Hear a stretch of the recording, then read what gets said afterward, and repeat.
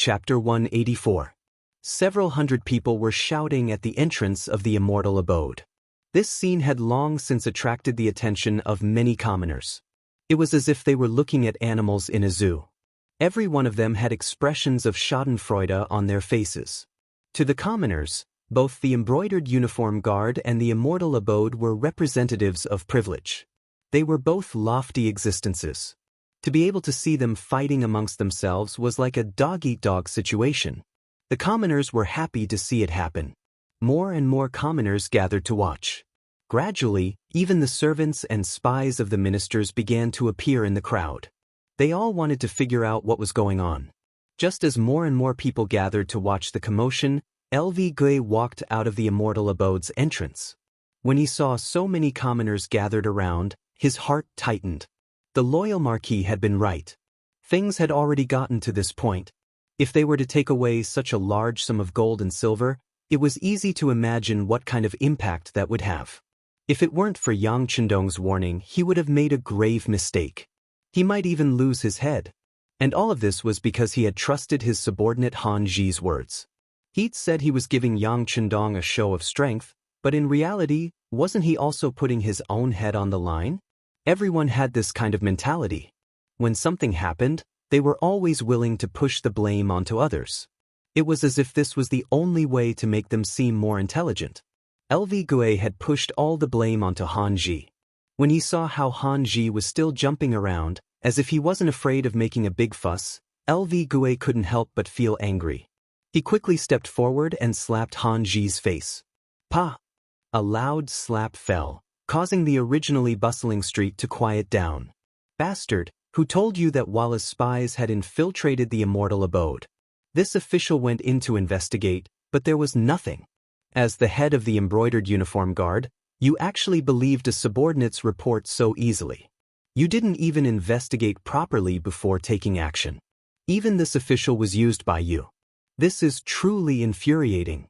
From today onwards, Han Zhi will be demoted to Qianhu of the embroidered uniform guard. Not only was Lu Gui slapped, but he was also scolded. Even Lu Gui's rank was demoted by more than one rank. Only then did Lu Gui feel much better. He looked around with a sinister gaze and said to the commoners who were watching the show, "What's there to see? Disperse." The dignified commander of the embroidered uniform guard had spoken. Who would dare to stay here? Everyone immediately scattered in all directions, restoring peace and tranquility. LV Gui immediately left with his people. Han Zhi, who was stunned by the two slaps, was also dragged away by several of his trusted subordinates. By the window of a private room on the second floor of the immortal abode, Yang Chendong had seen everything that had happened. His gaze was as sharp as a sword. "Young master, now that Han Zhi has been demoted, I'm afraid that his hatred for you will grow even greater. In order to avoid any future troubles, why don't?" Tiger Mane, who was standing behind him, sensed the faint killing intent coming from Yang Chendong's body and took a small step forward. Yang Chendong didn't refuse. He simply nodded. Tiger Mane immediately understood. He also looked down at Han Zhi's departing figure. This person is dead for sure. Yang Chendong had taken over all the military forces and defenses in the capital. The first thing he did was open the city gates, allowing the commoners who wanted to leave to leave. The already panicked merchants and commoners now had a chance to leave. In a flash, the population of the capital plummeted, and many industries were emptied. Using this chance, Yang Chendong decisively made his move. With Yang Chendong, Hu Yen, Xiaoyin, Madame Snow, and Madame Xiang working together, more and more industries and properties fell under Yang Chendong's control. In the immortal abode, the deputy chief of the Bureau of Security and the actual leader of Yang Xie's intelligence department, Yang San, was currently reporting all the information he had gathered to Yang Chendong. "Young master, everything is as you imagined. The city gates are open, but the majority of those leaving are still merchants. The commoners only make up 2 or 3 out of 10. It seems that the commoners still have confidence in the imperial court. In addition, according to your previous orders, we've investigated and found that there truly are some merchants in the city who are profiting from the country's calamity. These people are mainly grain and salt merchants. They are wantonly raising the prices of grain and salt, throwing the normal order of the capital into disarray. We've recorded all the names of these people. It's all on this list. As Yang San spoke, he respectfully handed a list of names to his superior, Tiger's Mane, and then transferred it to Yang Chendong. Casually glancing at the list, he saw that there were 50 to 60 names. Yang Chendong lightly shook his head. These merchants have no sovereign or country, and only have profit in their eyes. They should be arrested. How about this? Immediately report this to Eunuch Jining and have him report this to His Majesty. After that, mobilize the embroidered uniform guard and the Eastern Depot to arrest these merchants for the crime of colluding with the enemy. Yang Chendong's voice was firm and decisive. There was nothing wrong with merchants seeking wealth, but if they wanted to profit from war and the country's calamity, then sorry, these merchants needed to be properly punished. Presumably, arresting these people would serve as a warning to the enemy. With this sort of example, the other merchants would have to think twice before doing anything out of line. As for how these merchants would be dealt with after being arrested, the embroidered uniform guard would probably know what to do. At most, they would be using money to buy their lives. As for those merchants who only cared about wealth and not the country, sorry, but killing a few of them as an example wasn't out of the question. After dealing with these merchants, Yang San continued to report. Young Master, Commander Lung Song has brought 3 companies of Lung Feng to the outskirts of the capital. They only need your order to enter the city. He's asking for Young Master's instructions on when and how to enter the city. In Yang Xie's new army, there were currently 20 companies and 5 battalions in the army, and 20 companies and 5 battalions in the navy. However, Yang Chendong didn't integrate these armies, and they were still divided into battalions. But even so, 2 commanders were appointed, and they were Lung Song of the army and Gao Xiong of the navy. This time, after learning that the young master was going to fight with Tile in the capital, they had to properly deal with the other party's spirit. In Crimson City, the battalion commanders of the Yang faction's new army were all busy fighting for this opportunity to perform well in front of the 6th young master. With the various battalion commanders fighting over this opportunity, Gao Xiong and Lung Song couldn't come to a decision. In the end, Lung Song, as the commander, brought 3 companies of soldiers over. After all, this battle was under the command of the 6th young master, and to be able to learn from the 6th young master was Lung Song's wish. As the only commander of the army and the highest-ranking officer other than Yang Chendong, if he were to personally lead the soldiers, the other battalion commanders naturally lost their chance. Since they couldn't become the commander, the other battalion commanders set their sights on the position of company commander. For a moment, the battalion commanders were willing to lower themselves by a rank and come to the capital as company commanders, listening to the orders of the 6th young master. For this matter, Lung Song and Gao Xiong had a headache for a long time. In the end, after some coordination, they came up with a result that satisfied all parties. Lung Song would be the commander of the 1st Battalion and the commander of the 2nd Company. Teng Shan, who was originally the commander of the 3rd Battalion, would be the commander of the 3rd Company. The commander of the 4th Battalion, Wu Sheng, would be the commander of the 4th Company. If one added on the 2nd Battalion commander, Xiaofeng, who had arrived in the capital early, then there would be 1 commander and 3 battalion commanders, forming 4 elite companies. At this time, Yang Chendong was holding a list in his hands. On it was a detailed list of the 300 men of the 3 companies. There were many names on this list that he could name. These were the first batch of cold front soldiers that he had personally trained, and 4th Battalion Commander Wu Sheng had also been trained by him. But when he graduated, there were too few officer positions, so he had been assigned the position of squad leader. He hadn't expected that after the training and outstanding performance in Crimson City, he would be promoted to battalion commander so quickly. Okay, arrange for them to enter the city in the afternoon. That's right, have them all wear camouflage uniforms and enter the city. Since they're called mercenaries, they naturally have to be different from other soldiers. Yang San will be in charge of this matter. Tiger's man will arrange for people to find a large courtyard in the city and have Lung Song and the others settle down there. Remember, without the permission of the young master, no one is allowed to approach that place.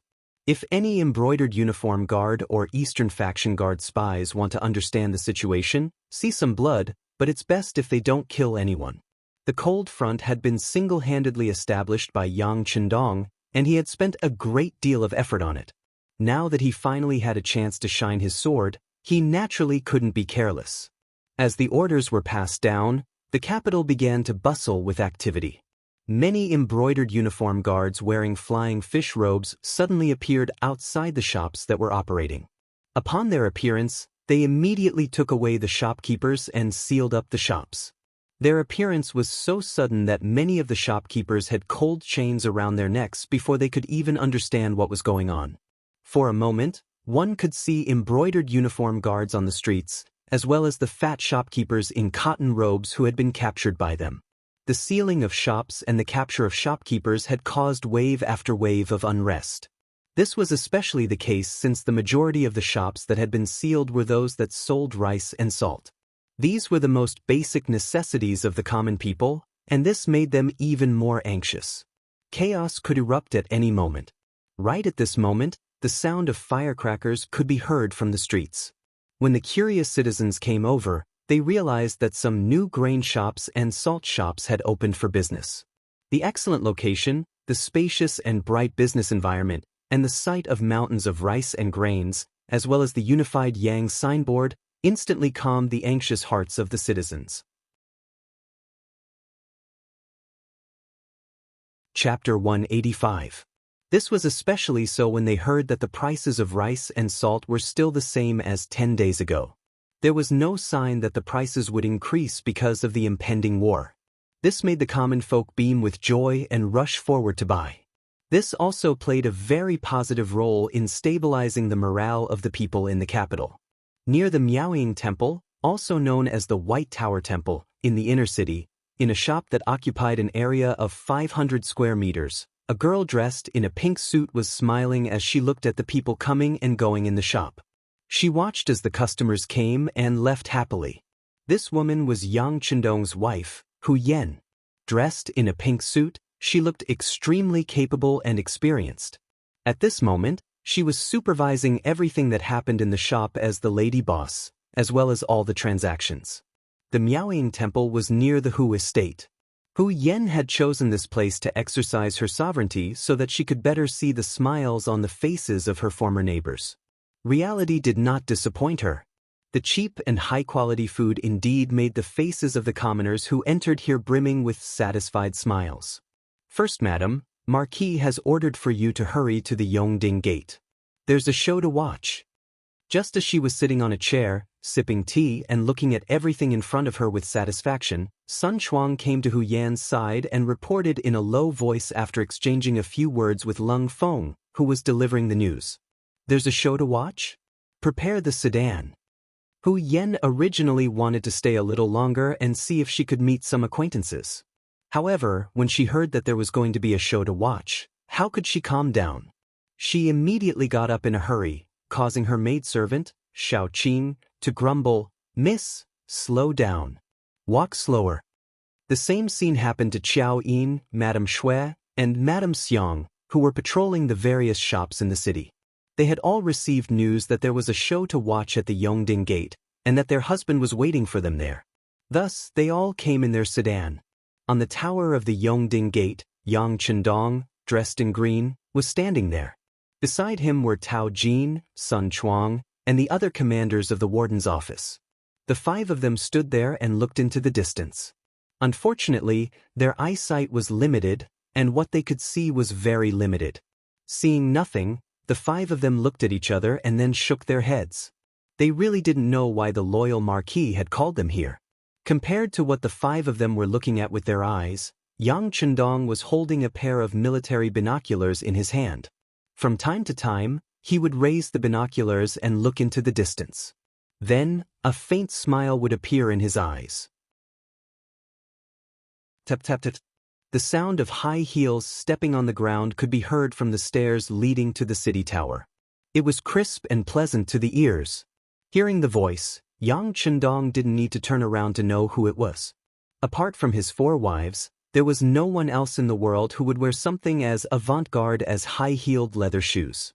Sure enough, Hu Yen took the lead, followed by Qiao Yin, followed by Madame Shui and Madame Xiang.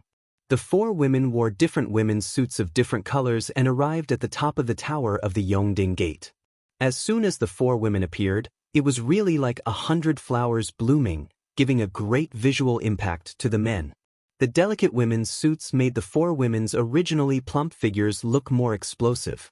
Under the knee-length miniskirts were white skin and slender and healthy legs, which made the men's hearts beat faster.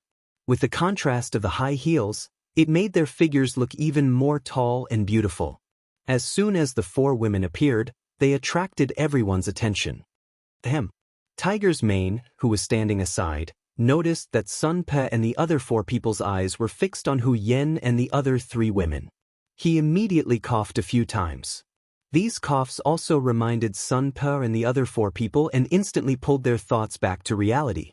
Only then did they realize that it was really indecent to stare at the wives of the loyal marquis with such eyes. Immediately, they blushed and turned their heads away. Luleng. Hu Yen and the other women simply ignored the gazes of others looking at them. Although their hearts were beating very fast at this time, they had gradually become accustomed to the feeling of being stared at and were able to quickly calm their emotions. The 4 women happily came to Yang Chendong and surrounded him, and then greeted him.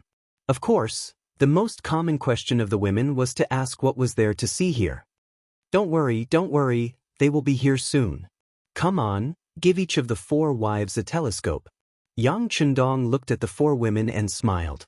With a gentle wave of his hand, Tiger's Mane and Beta Persei each held 2 binoculars and handed them to Hu Yen and the other 3 women. The 4 women were no stranger to binoculars. They had seen it when they were in Yang village. They had also sighed at the magic of this thing and their husband's cleverness. At this time, after taking the binoculars in their hands, they looked in the direction Yang Chendong pointed. With this look, a touch of olive green appeared in the binoculars. From a distance, it looked like a straight pine tree. The only difference was that this pine tree was moving forward slowly. What is that? How can it move? Madame Snow was like a child who had discovered a new world. She shouted and shouted, expressing her curiosity. Although Hu Yen and Lady Xiang did not say anything, they put down the binoculars and looked at Yang Chendong with expectant eyes, revealing the surprise in their hearts. Only Qiao Yin, who had been to Qian City and even witnessed Yang Chendong training Leng Feng, looked at the 6th young master with a kind of gentle sunshine. She knew very well that these moving pine trees must be the trained elite force, Leng Feng, and their appearance must have been ordered by Lu Lang. What is it? What can move? At this time, Sun Tong and the other 4 looked at the girls with puzzled and confused eyes, and finally fixed their eyes on Yang Chendong. Seeing everyone's confusion, Yang Chendong first took off the binoculars hanging on his body and then handed it to Tiger's Mane, who was standing beside him. He did not say anything, but this servant, who had been following him since childhood, understood the young master's meaning. He took the binoculars and handed it to the puzzled Sun Tong. With curiosity and even more confusion, Sun Tong took the nightmare domain and then followed Yang Chendong and the girls, put the binoculars in front of his eyes. After looking at it, he could not help but scream. Perhaps the thing in front of him was too shocking, causing Sun Tong to put down his hands in surprise. Fortunately, the binocular's long rope was hanging around his neck. Otherwise, such a valuable thing would have fallen to the ground after losing the binoculars. Sun Tong's shout made the other 4 commanders of the warden's office even more curious. They all surrounded him and asked what was going on. What exactly did he see that caused him to be so shocked and at a loss? Sun Tong did not know how to describe it or how to answer, so he decided to tell his colleagues the truth. He took off the binoculars and handed it to Tao Jin. Tao Jin also imitated Sun Tong and raised the binoculars in front of her eyes. Soon, she also imitated Sun Tong and screamed. Her face was numb and she looked frightened. Ignoring the reactions of the commanders, Yang Chendong's eyes fell on Hu Yen and the girls, and said with a smile, "This is the show that Lu Lang wanted you to see. And that is not something, it is an army, a mercenary army." Mercenary army? Hu Yen and the girls were confused. They had seen mercenaries before. Weren't the 100 Lung Feng led by Xiao Feng mercenaries? Moreover, these people were very polite to the girls, but it seemed that they were not the same. He nodded heavily. Lu Lang would not lie to you. It's just that the military uniforms of these mercenaries are different from the mercenaries you have seen before. Yang Chendong saw the doubts in the girls' eyes. Without waiting for them to ask, he took the initiative to answer. Yang Chendong's explanation made Hu Yen and the other girls nod their heads thoughtfully. While they were talking, this olive-green army of 300 people was rapidly approaching the Yongding city gate. The great Ming city guards who had received the order before didn't stop the foreign army when they saw them approaching from afar. They just looked at this army that was completely different from theirs with vigilance. They wore light green camouflage uniforms and camouflage hats. They wore a pair of shiny black military high-waisted leather shoes, held a cold black Type 95 pistol in their hands, and carried a large backpack on their backs. There were blankets for them to sleep on, face boxes for them to wash their faces, toiletries, and some necessities for their daily lives. The leader of the group was Lung Song, the army commander of the Yang faction's new army. He straightened his body and looked forward with bright eyes. His steps were vigorous, and there was a sense of rhythm to them. Behind him, the 300 men were in a line of 4. There were a total of 75 Lung Feng soldiers marching forward in an orderly manner. Every 25 Lung Feng soldiers would be led by an officer. Unlike ordinary soldiers, they were all carrying exquisite black pistols. Under the protection of the holsters, the pistols were faintly discernible. When they could see the walls of the capital with their naked eyes, the 300 Lung Feng soldiers became highly nervous and excited. Not for anything else, but they would soon be able to see their absolute commander, the founder of this army, Yang Chendong. Everyone seemed very nervous. When the army was 100 meters away from the Yongding city gate, Lung Song, who was leading the army, had a solemn and dignified expression. "Second company, get ready. It's time to show our spirit. Everyone listen to my orders. Comrades, as close as brothers. Get ready to sing. Comrades, as close as brothers. I hope you can call us together. You come from the border, he comes from the interior. We are all children of the country." The neat and loud singing of the second company suddenly sounded. The first to be shocked were the great Ming soldiers guarding the city gate.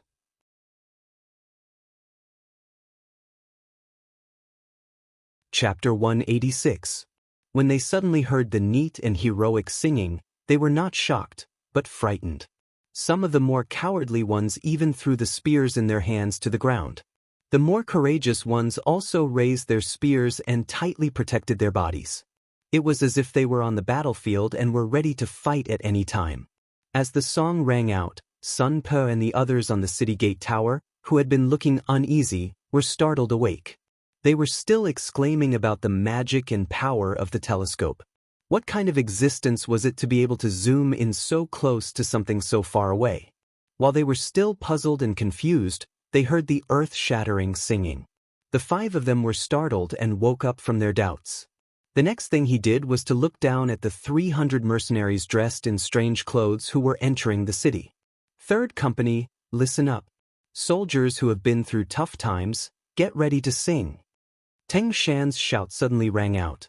"A firm company, a firm soldier, a firm mind red, a firm bullet with eyes, a firm bayonet stained red with blood, a charge like a gale, a firm iron wall, a firm company with many heroes, a firm soldier is all red."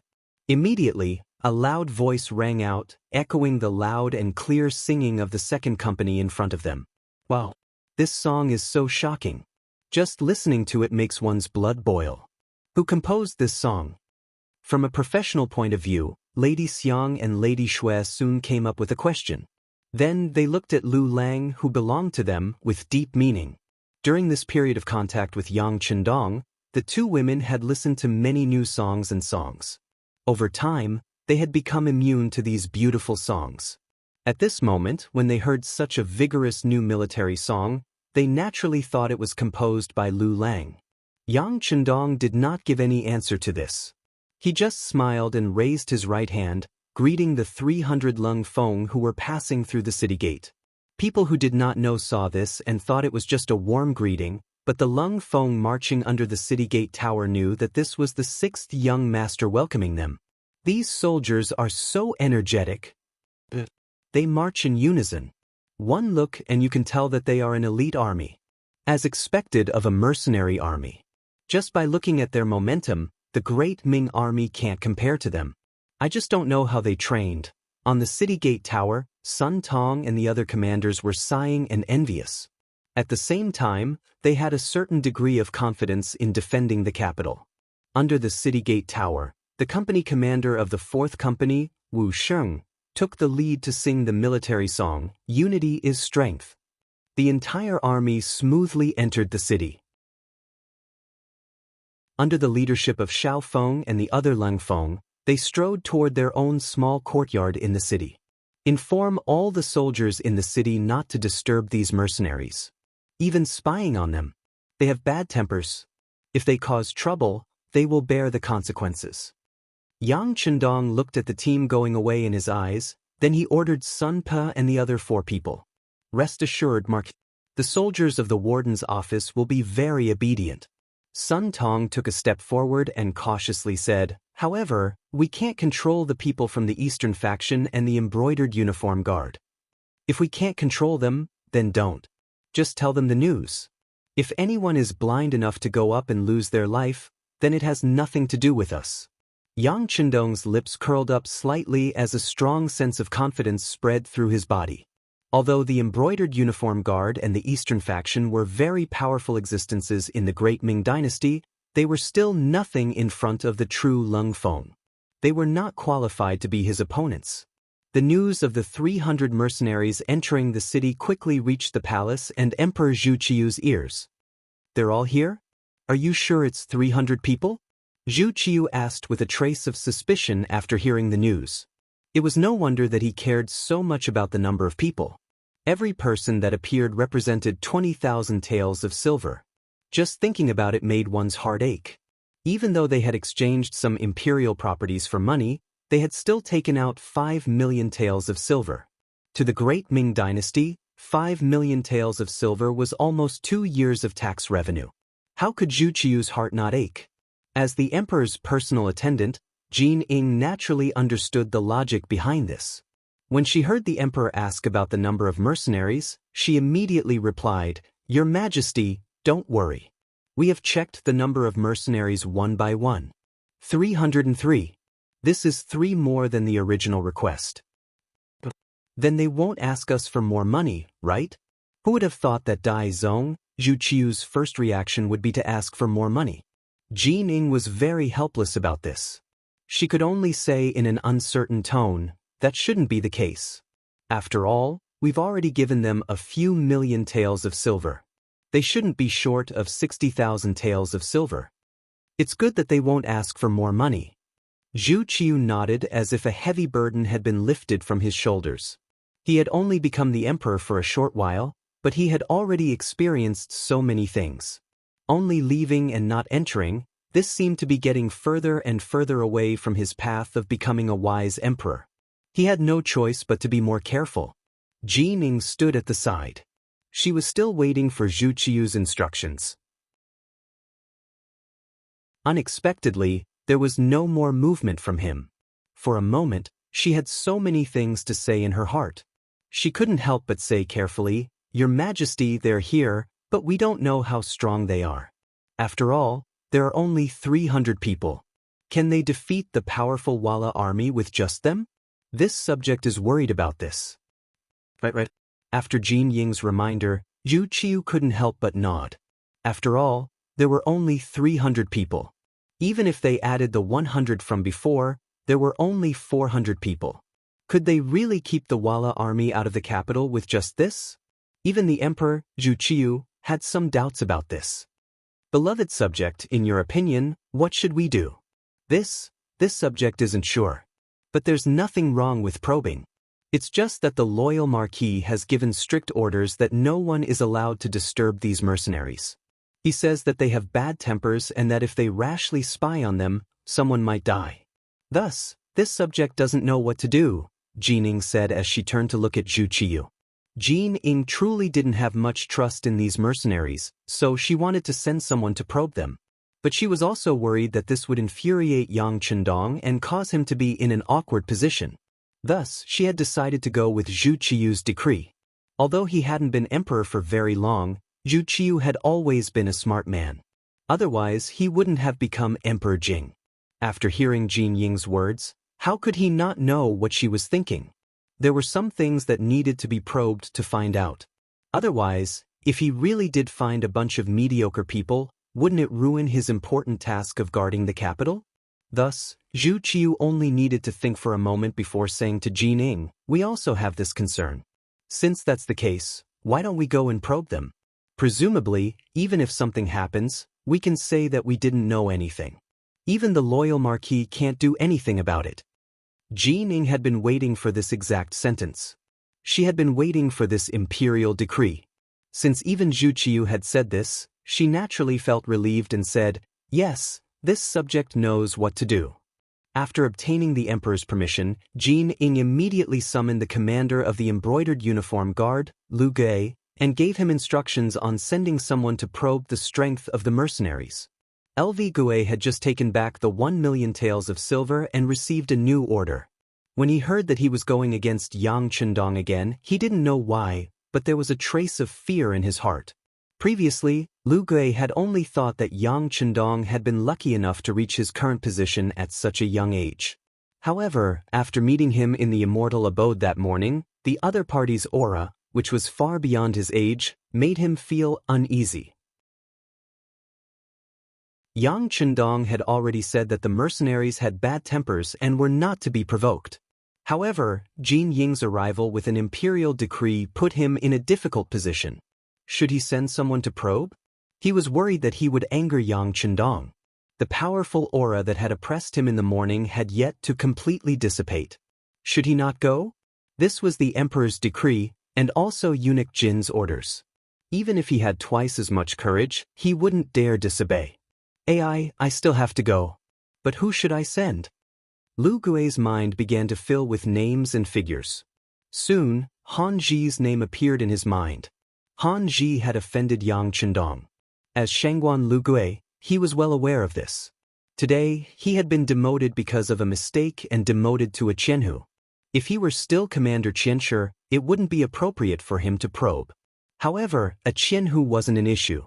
"Men, bring Qianhu Han here. I have something to discuss with him." Now that he had made up his mind, his tone was filled with confidence. "Hanji." From the moment he married his sister to Wang Go, he had already sworn an irreconcilable oath with Yang Chendong. From that moment on, he had already had one foot in the gates of hell. The reason he hadn't killed Han Zhi before was because of his status.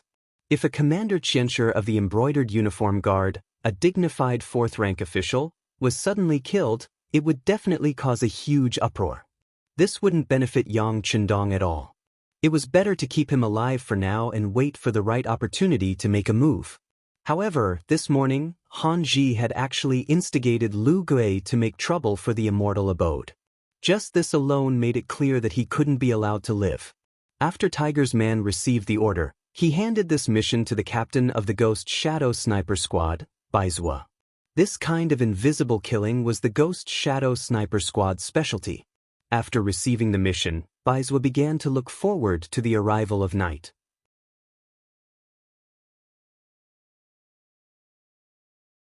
Chapter 187. Before the sky was completely dark, the people who were watching Han Zhi sent back a message, saying that he had gone to the commander of the Embroidered Uniform Guards, Lu Gui. In less than the time it took for a stick of incense to burn, he came out again, and then brought 10 embroidered uniform guards with him to an inconspicuous restaurant nearby to drink. Han Zhi's abnormal behavior was quickly made suspicious by Baizhua after he learned about it.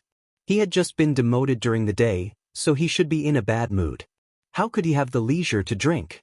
Even if he was going to drink, he shouldn't have brought 10 skilled brothers with him. There was only one explanation for such behavior, and that was that he had received some kind of mission. Not knowing what Han Zhi would do, Baizhua was simply ordered to keep an eye on him. At the same time, all the brothers had to maintain 100% vigilance. They just had to eat some dry food in their respective monitoring positions. If there was an accident because of anyone's carelessness, then they would be expelled from the Ghost Sniper team. With the strict order, the 20 members entered a state of battle preparation. Even when it was time to eat, the snipers and observers ate separately, keeping an eye on Han Ji. He was completely monitored, but Han Ji didn't realize it. He was still eating meat and drinking with his brothers in the restaurant. Brothers, the commander said that today's mission is extremely important. This Xianxia also took into account the good relationship between us, so I brought you out to pick up merits. So tonight we can drink, but no one is allowed to drink too much, understand? Han Ji said with a face full of pride. He even called himself Xianxia. In fact, this was LV Gui's promise to him. LV Gui said that tonight's mission was to test these new mercenaries and see what kind of level they had. If they were heavily guarded and had strong combat power, then they shouldn't provoke them. But if they were just donkey dung eggs on the surface, then they should teach them a lesson, which was equivalent to making a great contribution. When the time came, he would definitely report to the emperor. At that time, it would be easy to restore his identity as Xianxia. Once he entered the eyes of the new emperor, his future would be bright. It was even possible that he would be promoted and become a fellow embroidered uniform guard. Making such a heavy promise was just to make Han Ji do his best in his work. Regarding this, Han Ji was completely unaware. He only thought that the emperor was suspicious of these mercenaries. In his heart, he thought that as long as he could prove that these mercenaries were incompetent, he would be able to heavily damage Yang Chendong's reputation. At that time, he would definitely make this loyal marquis kneel at his feet and apologize. With such a thought, he was determined to succeed in tonight's operation. He had already thought it through. He would use the knockout incense to subdue these mercenaries. This was also the most common method used by the Imperial Secret Service. If they were caught off guard, no matter what kind of expert they were, they would eventually be knocked to the ground. At that time, wouldn't they be at his mercy? Han Ji described a beautiful future, and the 10 brothers all showed expressions of gratitude, thanking him. It was as if they had already made a great contribution. They drank for more than 4 hours until the sky was completely dark and the curfew bell had rung. Only then did Han Ji leave the tavern with his brothers and rush toward the courtyard where the mercenaries lived. This scene was clearly seen by the Phantom Sniper Squad. When they saw the direction this group of people was heading, Baizhou quickly understood the other party's intentions. He immediately sent someone to report the situation to the 6th young master. After all, the other party's target was Lung Song and the others. Whether they wanted to continue the assassination mission or not, they still needed to obtain Yang Chendong's approval. Under surveillance, Han Ji and his 10 trusted subordinates had already arrived at a street away from Lung Feng's courtyard. They stopped here and then each of them looked for a safe place to hide. As experts of the Imperial Secret Service, their hiding skills were naturally not bad. In addition to the cover of the night, if it wasn't for the fact that they were constantly watching them, it would be difficult for Baizhou and the others to discover them without the help of the night vision device. Han Ji's group of 11 hid and began to wait. They were waiting for the arrival of night, the moment when a person's body was at its most exhausted. They believed that these mercenaries, who were constantly on the move, would make a mistake even if they arranged for someone to be on night watch. That would be the best time for them to make their move. They didn't ask for too much. As long as they could kill 2 mercenaries, it would be enough to prove that their mission was a success, and that these people's strength was only SOSO. Immortal abode. It was the largest bedroom in the rear courtyard. When it was built, it was originally reserved for Yang Chendong to rest in. Even though every inch of land here was worth its weight in gold, and even though the 6th young master didn't often come here to rest, the room had always been reserved. This was a sign of everyone's gratitude and respect for him. Since he had taken over the city's military, it was naturally inappropriate for him to rest in the Yang Manor. For the past few days, this place had become Yang Chendong's resting place. At night, Hu Yen and the other 3 girls would accompany him here. For the past few days, they would chat and have a good time. In the room, Yang Chendong was telling stories to the four girls and making them happy. Suddenly, he heard Tiger's Mane's voice from outside the door. "Young master, Baizhua has sent news." "Wait a minute." Yang Chendong shouted to the outside, then put on a robe.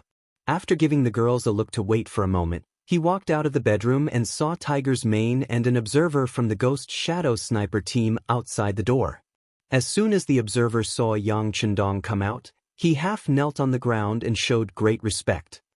Sixth young master. When our captain followed Han Ji, he found that he took 10 men and rushed to the courtyard where Commander Lung Song was resting. The captain asked for instructions on what to do next. "Oh? There's such a thing." Yang Chendong's eyes narrowed slightly after hearing this, then he quickly smiled and said, "If the King of Hell wants you to die at midnight, who dares to keep you alive until dawn? Since he wants to die so much, we'll fulfill his wish. Tell your captain not to alert the enemy. It's a good opportunity to see how vigilant Lung Song is. Also, no matter what the result is, there's no need to keep any of these people alive. Kill them all and hand them over to the Security Bureau. Let them send these bodies to the Genie Guard's office as a warning." Since he said before that the mercenaries had bad tempers, whoever provoked them would be unlucky, and if there were still people who wanted to try, then there was no need to be polite. It just so happened that Han Ji was also killed, so it saved him some trouble in cleaning up the aftermath. In the dark, the Security Bureau's people escorted the observer back to Baizua's place. After receiving the sixth young master's order, the Ghost Shadow Sniper team quietly stayed in the dark, as if they were one with the night. The cold wind blew, and the drums of the third night watch were beaten. The whole street was silent. A few black shadows covered each other on the street and began to move. The Genie Guard was an important military force that the emperors relied on. It was indeed good. At least, the way they moved forward alternately was very desirable. They always maintained an attacking formation and did not forget to defend. It had to be said that they spent a lot of effort in training. In just a few moments, the 8 figures disappeared into the depths of the street, giving people the feeling that they had never appeared. But in the dark corner, 2 groups of people were waiting for their arrival. Han Ji was very careful not to make a move directly. Instead, he stopped there with 2 trusted aides. This way, if there was good news, he could be the first to know. Of course, if the situation was not good, he could also withdraw at the first moment. Perhaps this was the advantage of being an official. The danger was always left to the subordinates, and most of the credit would fall into his hands. Similarly, Baizhua and the other 21 people were waiting. The difference was that they had used this time to surround Han Ji, who was hiding in the corner, in a fan-shaped formation.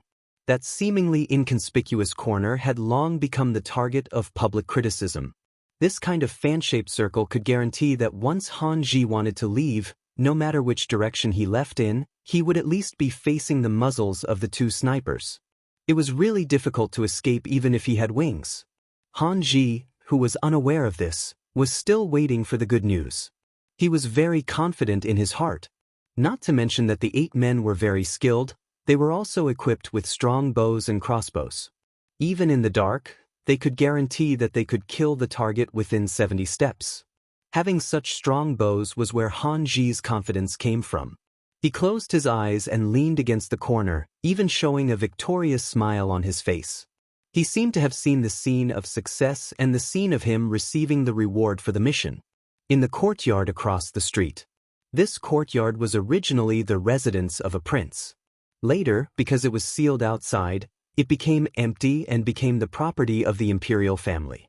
This time, when they were discussing with the Ministry of Revenue, Yang Chendong's cousin, Yang Fu, felt that the environment here was good. Most importantly, the territory was big enough, so he took over this courtyard and made it the temporary resting place of the cold front soldiers. According to the rules, when they entered the courtyard, Commander Lung Song ordered people to do a thorough search. Even though this was the place that the 6th young master had arranged for them, there was no harm in being careful. Yang Chendong often said that it was better to rely on oneself than on others.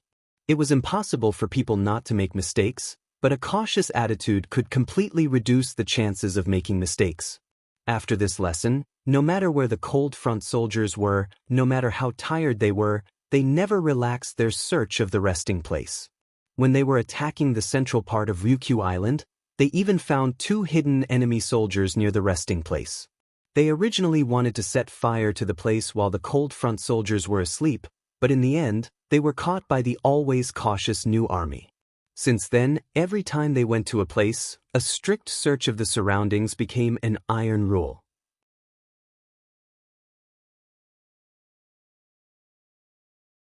Chapter 188. After a round of inspection, they didn't find anything wrong. Only then did the army start to cook. Taking advantage of this opportunity, Lung Song, who had arranged enough guard work, called the 2 battalion commanders who were acting company commanders to his temporary room. The 3 of them met, and Lung Song had no intention of being polite. He bluntly said, "Gentlemen, the 6th young master has been setting up a trap in the capital, and it has been going very smoothly. This time, we were able to come here and show off our skills is also part of the plan.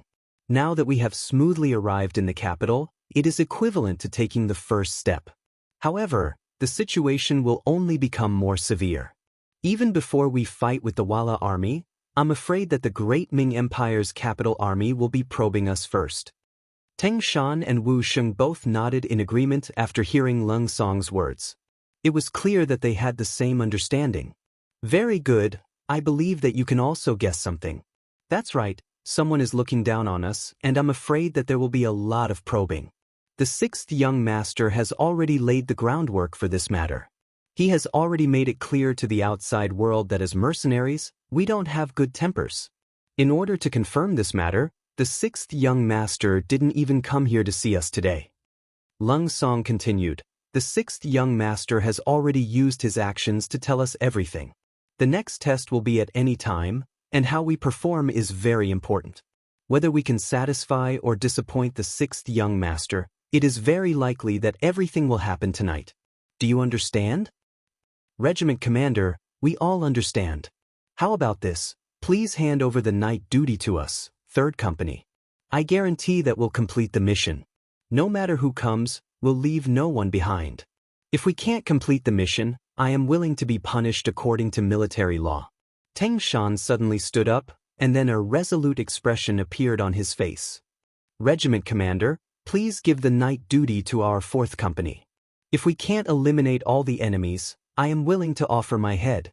4th Company Commander Wu Sheng was even more resolute, directly putting his life on the line.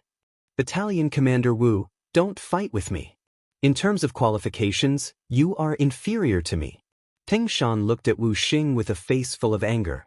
He was extremely dissatisfied that this person wanted to fight with him for the mission. "Battalion Commander Teng, seniority is not enough to feed you. Everything depends on your methods. Our 4th Company is confident that we can complete this mission well." Wu Sheng's eyes were filled with sparks. He looked as if he would start a fight if he didn't agree with Teng Qingshan. The 2 battalion commanders showed that they wanted to fight for the mission, and this made Lung Song nodded with satisfaction. This was the military's morale. If everyone retreated in the face of trouble, then there would be no way to continue fighting this war. It was just that sometimes having confidence was a good thing, but in the end, strength was what determined the outcome of the matter. For example, Lung Song's strength was much stronger than the 2 of them. Whether it was his ability to lead troops, the quality of his soldiers, or the level of his official position, he was better than the 2 of them. That was why he snatched the mission the moment he opened his mouth. "All right, there's no need for you guys to fight over it. You're all tired from the day's journey. Let me take over tonight's duty." "How can we do that?" They objected almost at the same time.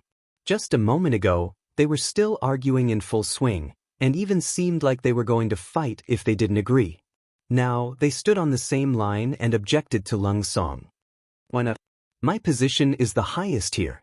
Lung Song said with an attitude of, "I am the regiment commander, you have to listen to me." Teng Shan shook his head, showing an attitude of even if you are the highest official, you can't have the final say. When it was Wu Sheng's turn, he said bluntly, "If you want to talk about tiredness, everyone has been walking for the whole day. We are all tired. Why should we rest while your second company is responsible for the night duty? This is unfair to the brothers of the second company. I will not agree to this. If regiment commander insists on doing this, then tomorrow when I see the sixth young master, I will definitely complain. This is abusing power for personal gain, using force to oppress others. When Wu Sheng said this, Lung Song's eyes widened, but he didn't have the strength to do so. If it was in Crimson City, Lung Song would have done this, and Wu Sheng could only obey as a subordinate. But now, the sixth young master was right in front of them, and they would see him tomorrow. It was no wonder that he dared to say this. This would indeed put a lot of pressure on Lung Song, and he didn't want someone to complain about him the moment he saw the sixth young master. That's right. If you don't give us a chance, I will also complain when I see the sixth young master tomorrow. Tung Shan saw that this seemed to be effective and immediately followed suit. The two battalion commanders had the same attitude, and Lung Song knew that it was impossible to use his position to oppress others for the mission. He could only sigh and say, "Then let's draw lots." Tonight, the three of us will take turns to be on duty. As for whether or not there will be any accidents, and who will encounter them, it will all depend on everyone's luck. That's good. Hearing that it was a draw, Ting Shan and Wu Xing immediately felt that it was fair. Immediately, a smile appeared on their faces, completely different from their previous flushed faces. And if this scene was seen by Han Ji, he would definitely regret coming to test them. Who would have thought that in the face of danger, there would still be people fighting to go forward? With such morale, what kind of enemy couldn't be defeated and dealt with? After drawing lots, Lung Song's luck was very bad for the first half of the night. Ting Shan's luck wasn't very good either, drawing a lot near dawn. Only Wu Sheng, when he saw that the lot he drew was between the third and fourth day, he was so happy that he couldn't close his mouth. Alright, some people don't need to be so happy. We just arrived today, maybe they will want to take a look before they try to test us. Ting Shan looked at Wu Sheng with some jealousy. On the other hand, Lung Song, as expected of a regiment commander, was very open-minded. Seeing that the results were out, he said with a serious face, "No matter what happens, everyone must be careful when you are on duty.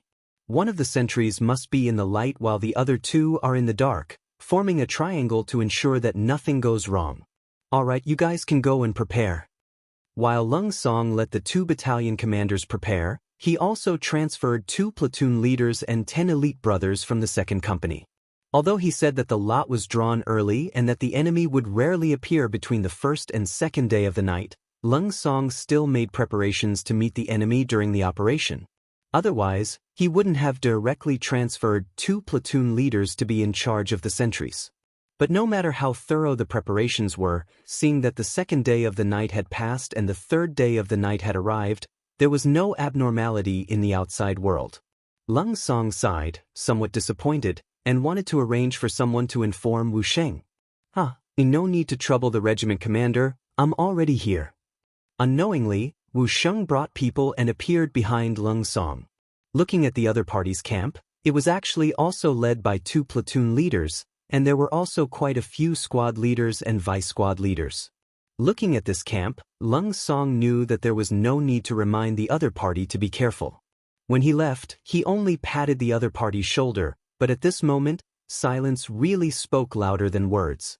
Wu Sheng took over the defense and quickly started to set up according to the plan.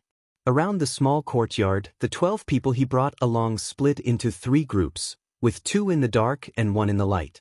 He himself found a safe corner and stayed in the middle, constantly looking around with the night vision device in his hand. In his heart, he was still praying that if there were any enemies, they must appear when he was on duty. This was a good opportunity to show his face in front of the 6th young master. Perhaps their prayers had worked. Just a quarter of an hour after Wu Sheng and the others had hidden themselves, there was finally some movement on the wall of the courtyard. Although it was very slight, it was still discovered by the brothers who were in charge of guarding the courtyard.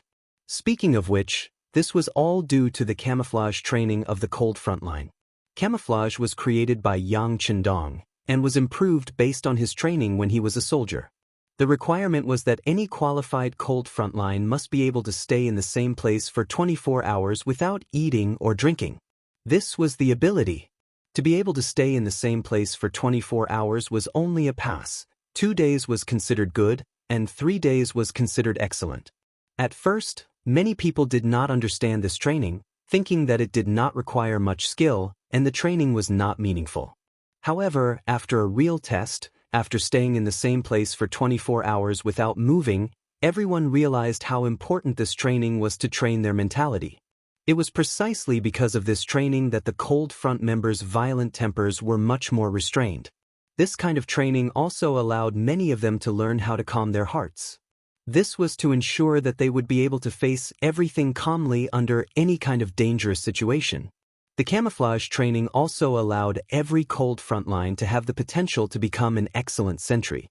It meant that at any time, anyone would be able to complete the task of being on guard. It was because of the inhuman training that the Imperial bodyguards did not discover the 8 hidden sentry. They only saw the 4 open sentry. It was the existence of the sentries that caused the 8 embroidered uniform guards to let down their guard.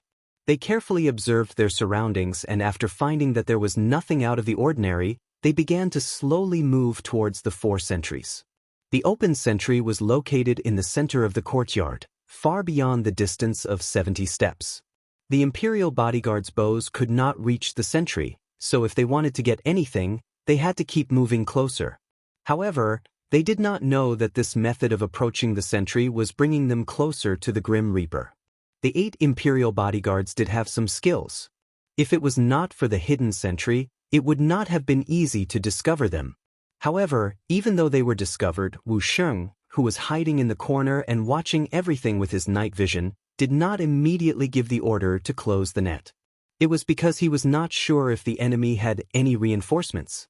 This time, he wanted to catch all of them in one fell swoop.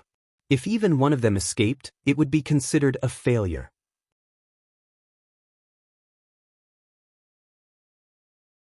Chapter 189.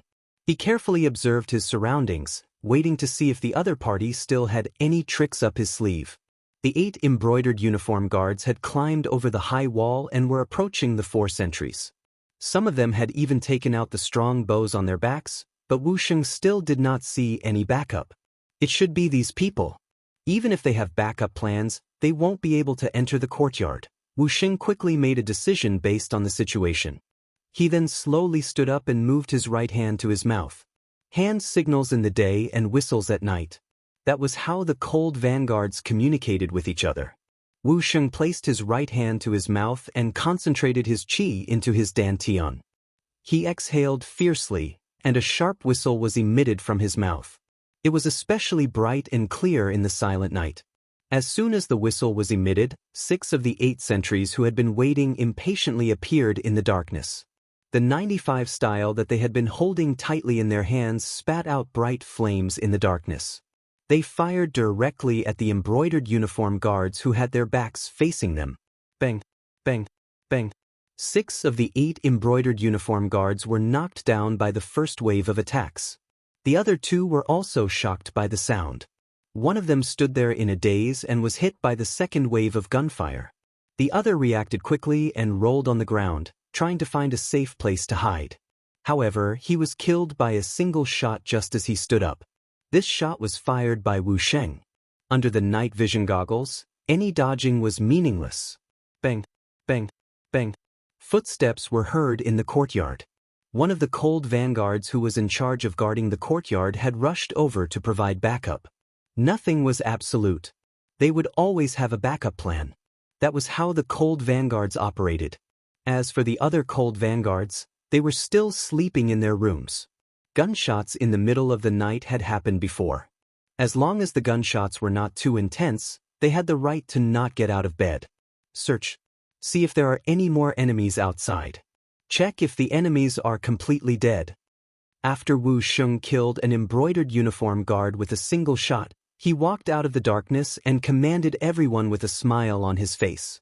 Although this was nothing compared to Leng Feng's previous battles, it was equivalent to showing his face in front of the 6th young master. No matter how he looked at it, it was a joyous occasion.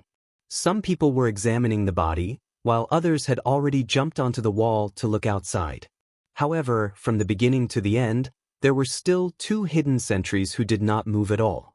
This was a precautionary measure. It had to be said that under Yang Chendong's training, the cold vanguard guards had already become elites. If the great Ming dynasty's imperial guards wanted to use strong bows to deal with them, not to mention 8 people, even if 80 or even 800 people came, they still wouldn't be able to gain the slightest advantage. Outside the courtyard, the sudden sound of gunfire startled Han Ji and the other 2. Their instinctive reaction was that something must have happened to the people they sent out. They must have been discovered. As for whether they succeeded or not, and whether they killed or injured their mercenary brothers, they would only know when they saw their brothers who escaped. Han Ji did not move. He was still waiting. Eyes were moved. The gunshot was the signal, and it was time for him to wrap things up. The whistle that signaled the attack was somewhat abrupt in the silent night. This also attracted the attention of Han Ji, who was hiding in a corner and waiting for news. "What's that sound?" He looked around vigilantly and asked his 2 subordinates who were hiding in the corner. "It sounds like a whistle, but it's already the curfew. Who would blow such a thing on the streets in the middle of the night?" One of the subordinates touched his head with a puzzled expression. "Ichem? This is not good. Let's go." On the other hand, Han Ji was worthy of being the commander of the embroidered uniform guards. His reaction was not slow. Although he could not figure out what was wrong, his instincts told him that the situation was not right. The safest thing to do now was to retreat. As he spoke, he rushed out of the corner in a flash. The moment he rushed out, a fiery light flashed in the darkness, staring at the place he had just been hiding. It had been less than half a breath's worth of time, and it would have taken his life. Perhaps it was due to good luck or some other reason, but this shot did not take Han Ji's life. However, his 2 subordinates did not have such good luck. While they were still in a daze, their bodies fell to the ground. Their bodies violently rose and fell several times, and then there was no more movement. When he turned his head to look, he saw the scene of his 2 subordinates dying on the spot. Cold sweat poured down his forehead. At this moment, Han Ji was certain that he had been targeted, and if he was not mistaken, it was the work of mercenaries. After all, in the capital, there were very few people who dared to attack an embroidered uniform guard and an official of the embroidered uniform guard on the streets. "Don't kill me, don't kill me. I'm only passing by. I have no intention of making things difficult for you." Knowing the power of the new firearms, Han Ji did not dare to take any chances. He was afraid that in the next moment he would die on the spot like his subordinates, so he simply stopped hiding. He stood up and stood in the middle of the street, and then loudly shouted. This shout was not only to express his submission, but also to attract the attention of the night watchman in the capital. Although it was a curfew, the people of the 5 cities' warden's office still had the right to walk on the streets, patrol, and protect the law and order. Bah! A crisp sound rang out as soon as Han Ji stood up, and then a piercing pain came from his leg. The strong pain made him half kneel on the ground with a plop, and the cold sweat on his face dripped like rain. The half-kneeling Han Ji did not understand. He had already surrendered, so why did these people still have no intention of letting him go? Did they really want to kill him? "I am the commander of the embroidered uniform guard, a 4th-rank official of the court. You can't kill me, or else it will be very troublesome." Seeing that begging for mercy was not going to work, Han Ji used intimidation. But no matter how he shouted, in the eyes of the ghost snipers, he was already a dead man. Daring to find trouble with the 6th young master was tantamount to being sentenced to death. No matter who pleaded for mercy, it was useless. Bah! Another sniper shot rang out. This time, it hit Han Ji's left leg. Blood splattered. The bullet directly passed through the flesh of the thigh and quickly left. With a piercing wound, Han Ji fell to his knees with a plop, unable to move an inch. No. Tears fell like rain. Han Ji was so scared that he actually cried. If they had killed him directly, it might not have been so painful. However, this kind of torture was the best way to break a person's heart. Back then, there were many people who had been captured and tortured to death by him. Thinking about how they were unable to live or die, he even laughed out loud at that time. God made fools of people. Who would have thought that it would be his turn now? Bah! Another shot hit him in the left shoulder. His body could not help but tilt, almost falling to the ground. Kill me, kill me. This feeling of facing death at any time made Han Ji's mind begin to collapse. At this time, he no longer hoped to live, only to die quickly, which was also a kind of happy relief. However, the gunshots that should have sounded did not continue, and everything seemed to be quiet. There was only the faint sound of blood flowing out of the body. After half an hour, about a third of the blood in his body had flowed out. Without any emergency treatment, Han Ji finally fell into a coma due to excessive blood loss. Then he slowly died. Of course, they did not directly kill Han Ji because they did not want to let him off too easily. Feeling the feeling of death bit by bit was the result that Bai Zhua and the others wanted. The night wind blew, bringing with it the smell of blood, and then slowly dissipated into the air. The people living nearby only heard the crisp sound of firecrackers in the middle of the night, but no one knew what exactly happened, and no one had the courage to come out and take a look. It was not until the sky was completely bright that the people walked out of their houses. At this moment, the gate of the embroidered uniform guard's office was very lively, and 11 corpses, including Han Ji, were neatly lined up there. No one knew who sent these corpses, and the first people who found them were the soldiers of the warden's office patrolling the nearby 5 cities. The 11 people sent out were all dead, including Han Ji. When the news reached LV Gui's ears, his face was pale and unsightly. Collect the corpses, send a coroner to examine them, and report the results to me. After saying this to his subordinates, LV Gui plopped back into his chair. When he sent out this mission, LV Gui did not think that it would fail. But even if he was mentally prepared, he did not think that they would fail so miserably, and that even Han Ji would be dead. LV Gui understood Han Ji's subordinate quite well. He was not very courageous, and could bully people by relying on the might of the tiger, but he was not brave enough to take risks and fight with his life. Logically speaking, such a person would not follow an ordinary embroidered uniform guard to carry out a mission, but why did he die? Could it be that these mercenaries were really so powerful? When he thought of this, LV Gui did not feel happy at all, and instead became very nervous. If it was really like this, would these mercenaries let it go? Would they come to find trouble with him because of this? Humans were like this. The losing side of a battle would always feel that they were weak, as if they were afraid that the other side would not let them go. But LV Gui did not think about it. If he did not send people to investigate, how could there be such a result? LV Gui was still dizzy in the room, and his mood was somewhat uneasy. The coroner he sent out returned with news that the 11 corpses were all killed by gunpowder, but unfortunately, there was no gunpowder residue found on their bodies. Looking at the wounds, it should be that the gunpowder that entered the bodies of the embroidered uniform guards was dug out after they died.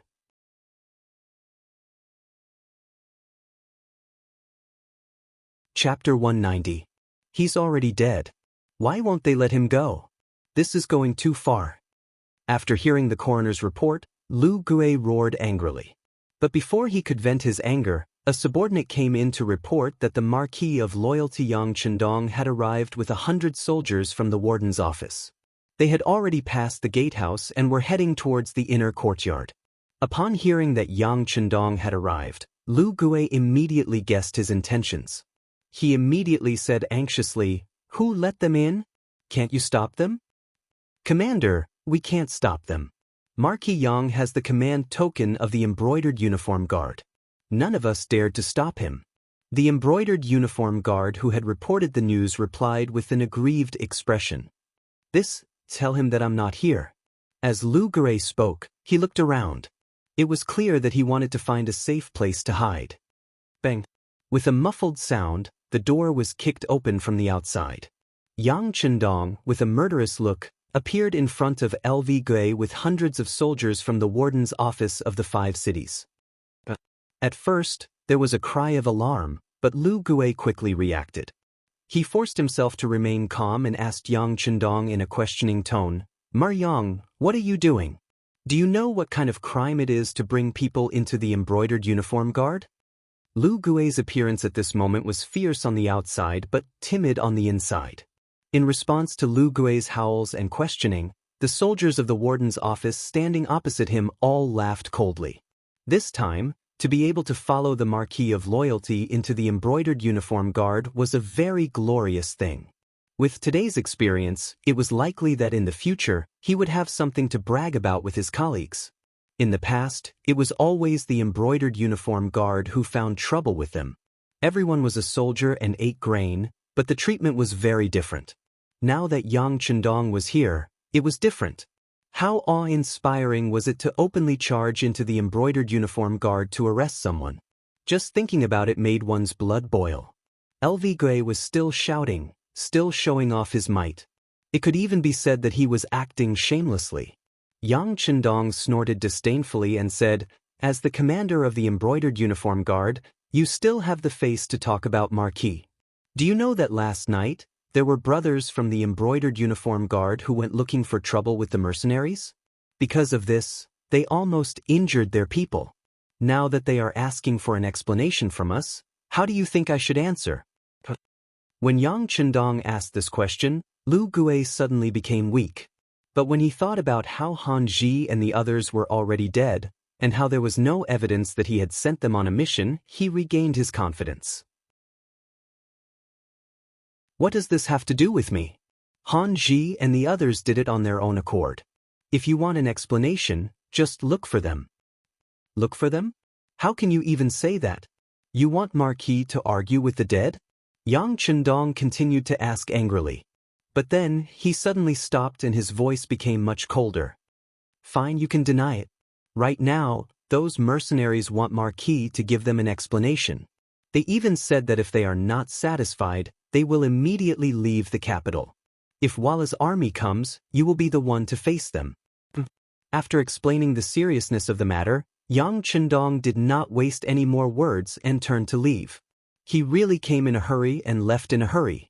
Yang Chendong actually left just like that, causing Lu Gui to be a little confused.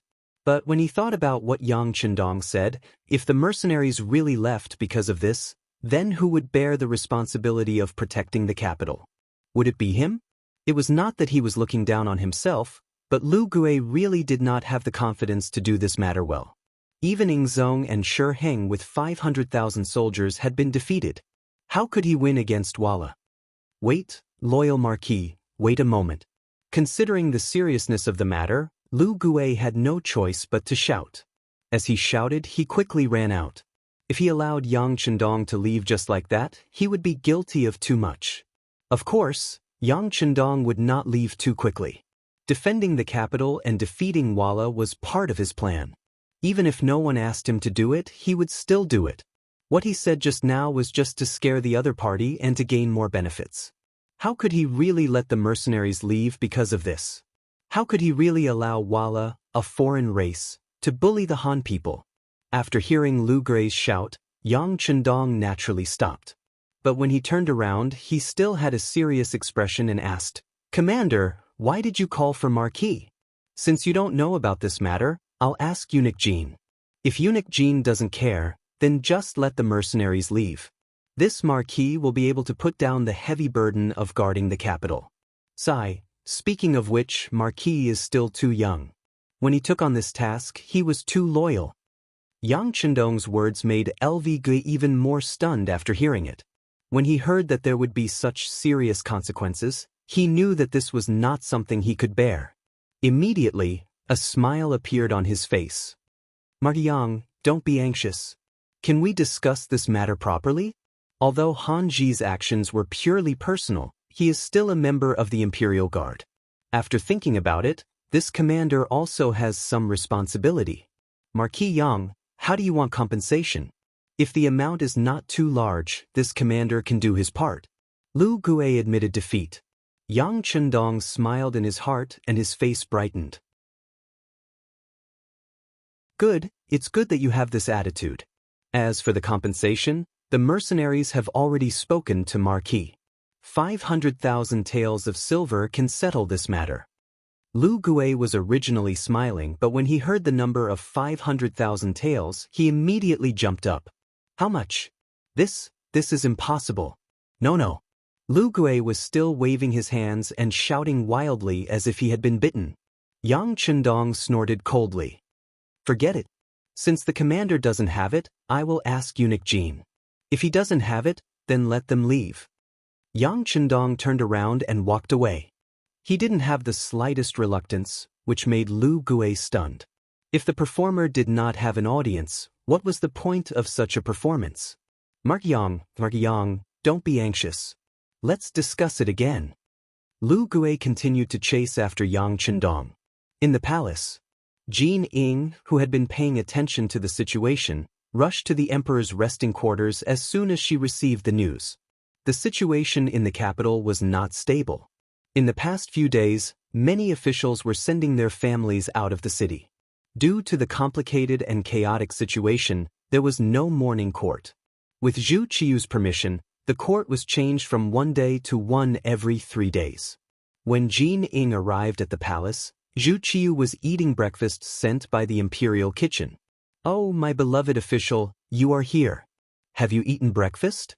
Let's eat together. The emperor asked an official to accompany him for breakfast. This was already a great favor.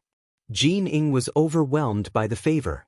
If it had been in the past, she would have sat down and served the emperor's breakfast. But now, she was not in the mood to do so. Your Majesty, is there a result from the mercenaries sent to test the waters? What result?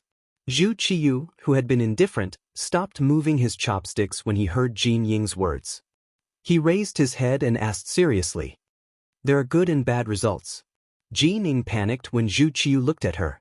For a moment, she did not know how to describe what she wanted to say. What does my beloved official mean? Zhu Qiu was also confused by her words.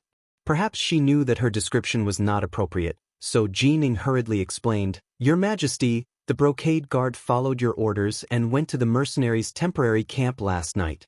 There were 11 people in total. 11 people died. This morning, they all fell in front of the brocade guard yamen. The people I sent to investigate have returned. Last night, they faintly heard the sound of gunfire. As he spoke, he observed Zhu Qiu. When he found that Zhu Qiu was listening attentively, he continued, This is the good news. Facts have proven that this mercenary group does indeed possess extraordinary strength, and they are very vigilant. But they asked for compensation on the grounds that someone was spying on their camp. They asked for 500,000 taels of silver. At this time, the Marquis of Loyalty is representing the mercenaries and communicating with the brocade guard commander Lu Gui. Zhu Qiu's expression darkened as he listened to Jin Ying's report. When he knew that the mercenaries were strong, he had more confidence in the defense of the capital. But when he heard that the mercenaries were asking for 500,000 taels of silver as compensation for last night's spying, his expression changed drastically. He said, Can you investigate whether anyone died last night? Your Majesty, the Marquis of Loyalty has already given us the answer. The mercenaries did not die. They were only disturbed for a moment. Jin Ying repeated what Yang Chendong had said to Lu Gui. No casualties? Then why did they ask for 500,000 taels of silver? Do they think that my silver and the national treasury's silver fell from the sky? How preposterous! Zhu Qiu's face was filled with anger. It was obvious that he was angry. It was true that he was the emperor of a country. It was also true that he was wealthy. But the more he was like this, the more he valued his dignity more than anything else. The ones who had died were the brocade guard.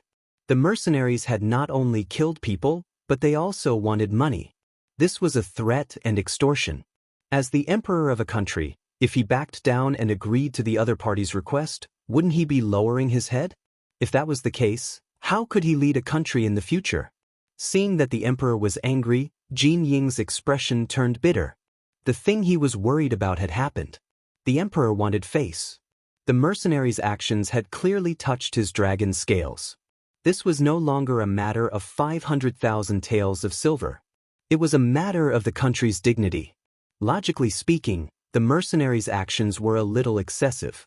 If it weren't for the fact that the other party had advanced firearms and powerful battle prowess, with Jin Ying's personality, he wouldn't have reported this matter to the emperor. Instead, he would have privately ordered the Brocade Guards and the East Faction Guards to arrest these people. At that time, he would use practical actions to tell the other party what they couldn't do and who they couldn't provoke.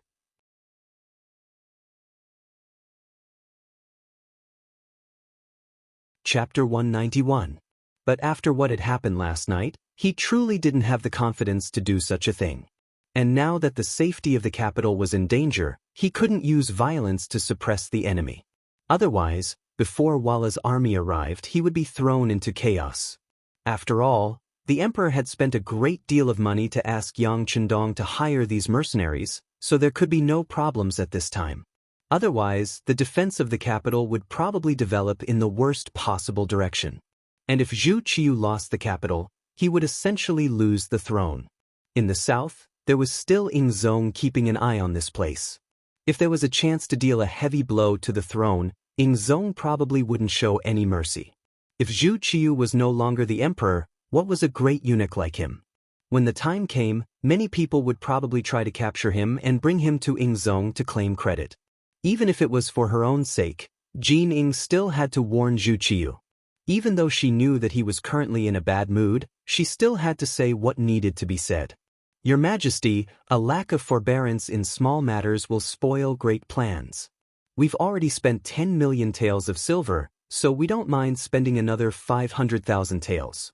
As long as Your Majesty agrees, I can privately resolve this problem and do my best to prevent this matter from spreading. What does Your Majesty think? Jin Ying wanted to ask Zhu Qiu to back down. As soon as she said this, as the emperor of a country, of course he was displeased. He kept a straight face and didn't say yes or no. Zhu Qiu truly didn't want to lower his head. This was the dignity of a country, not just a matter of 500,000 taels of silver. With his hands behind his back, Zhu Qiu stood up from the table and walked to the window, looking into the distance.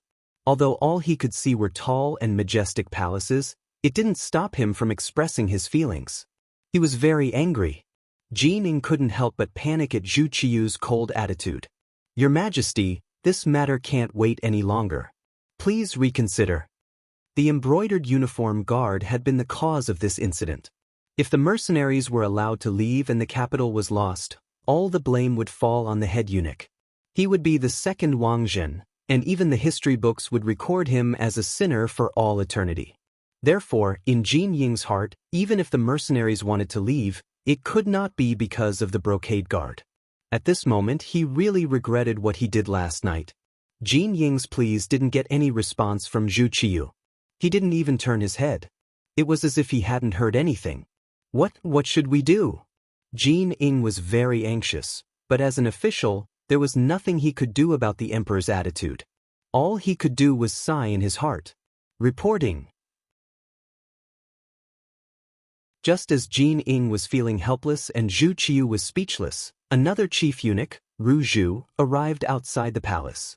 As soon as he appeared, he knelt on the ground with a panicked expression, his body trembling slightly. Ru Zhu had only been a court eunuch in Dai Zong's time and hadn't been particularly outstanding. After Jin Ying took the throne, this man had quickly been promoted to supervising eunuch of the Imperial Horse Directorate, a position that had been guaranteed by the dead monk Qian.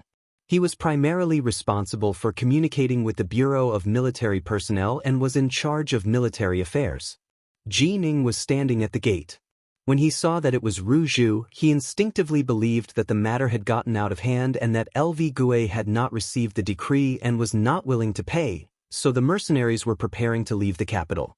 When he thought of this possibility, his face paled. Is there something important? There is. The Bureau of Military Personnel has just received news from scouts that the vanguard of the Wala army is less than 150 li from the capital. Tomorrow, they will appear at the walls of the capital.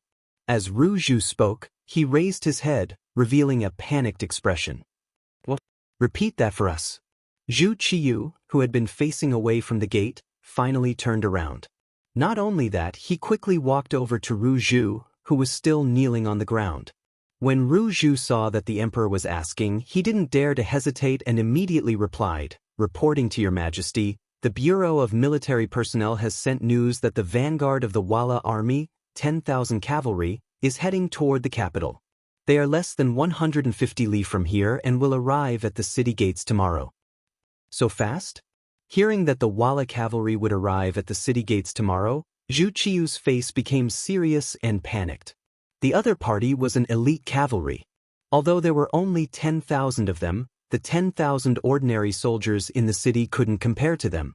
Although there wasn't much difference in numbers, more than half of the great Ming dynasty's elites had been lost in the Battle of the Tuma Fortress.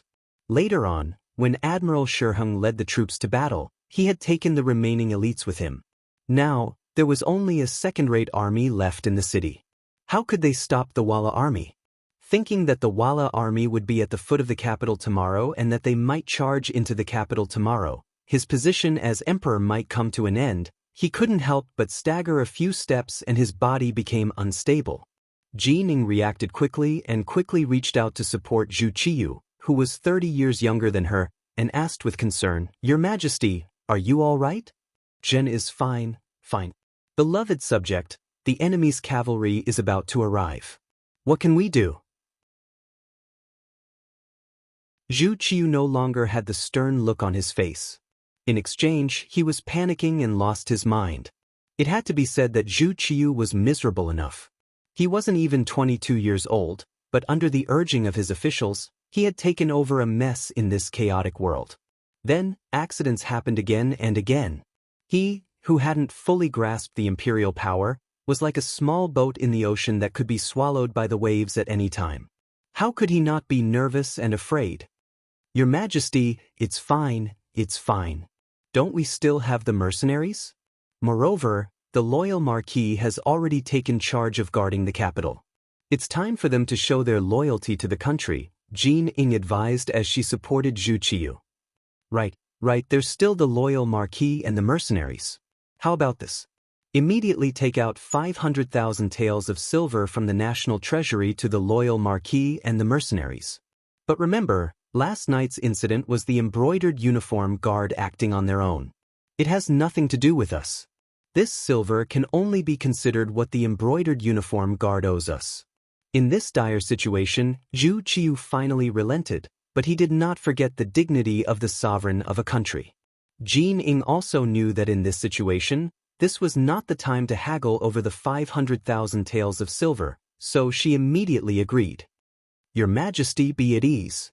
This subject will handle this matter and will definitely handle it beautifully.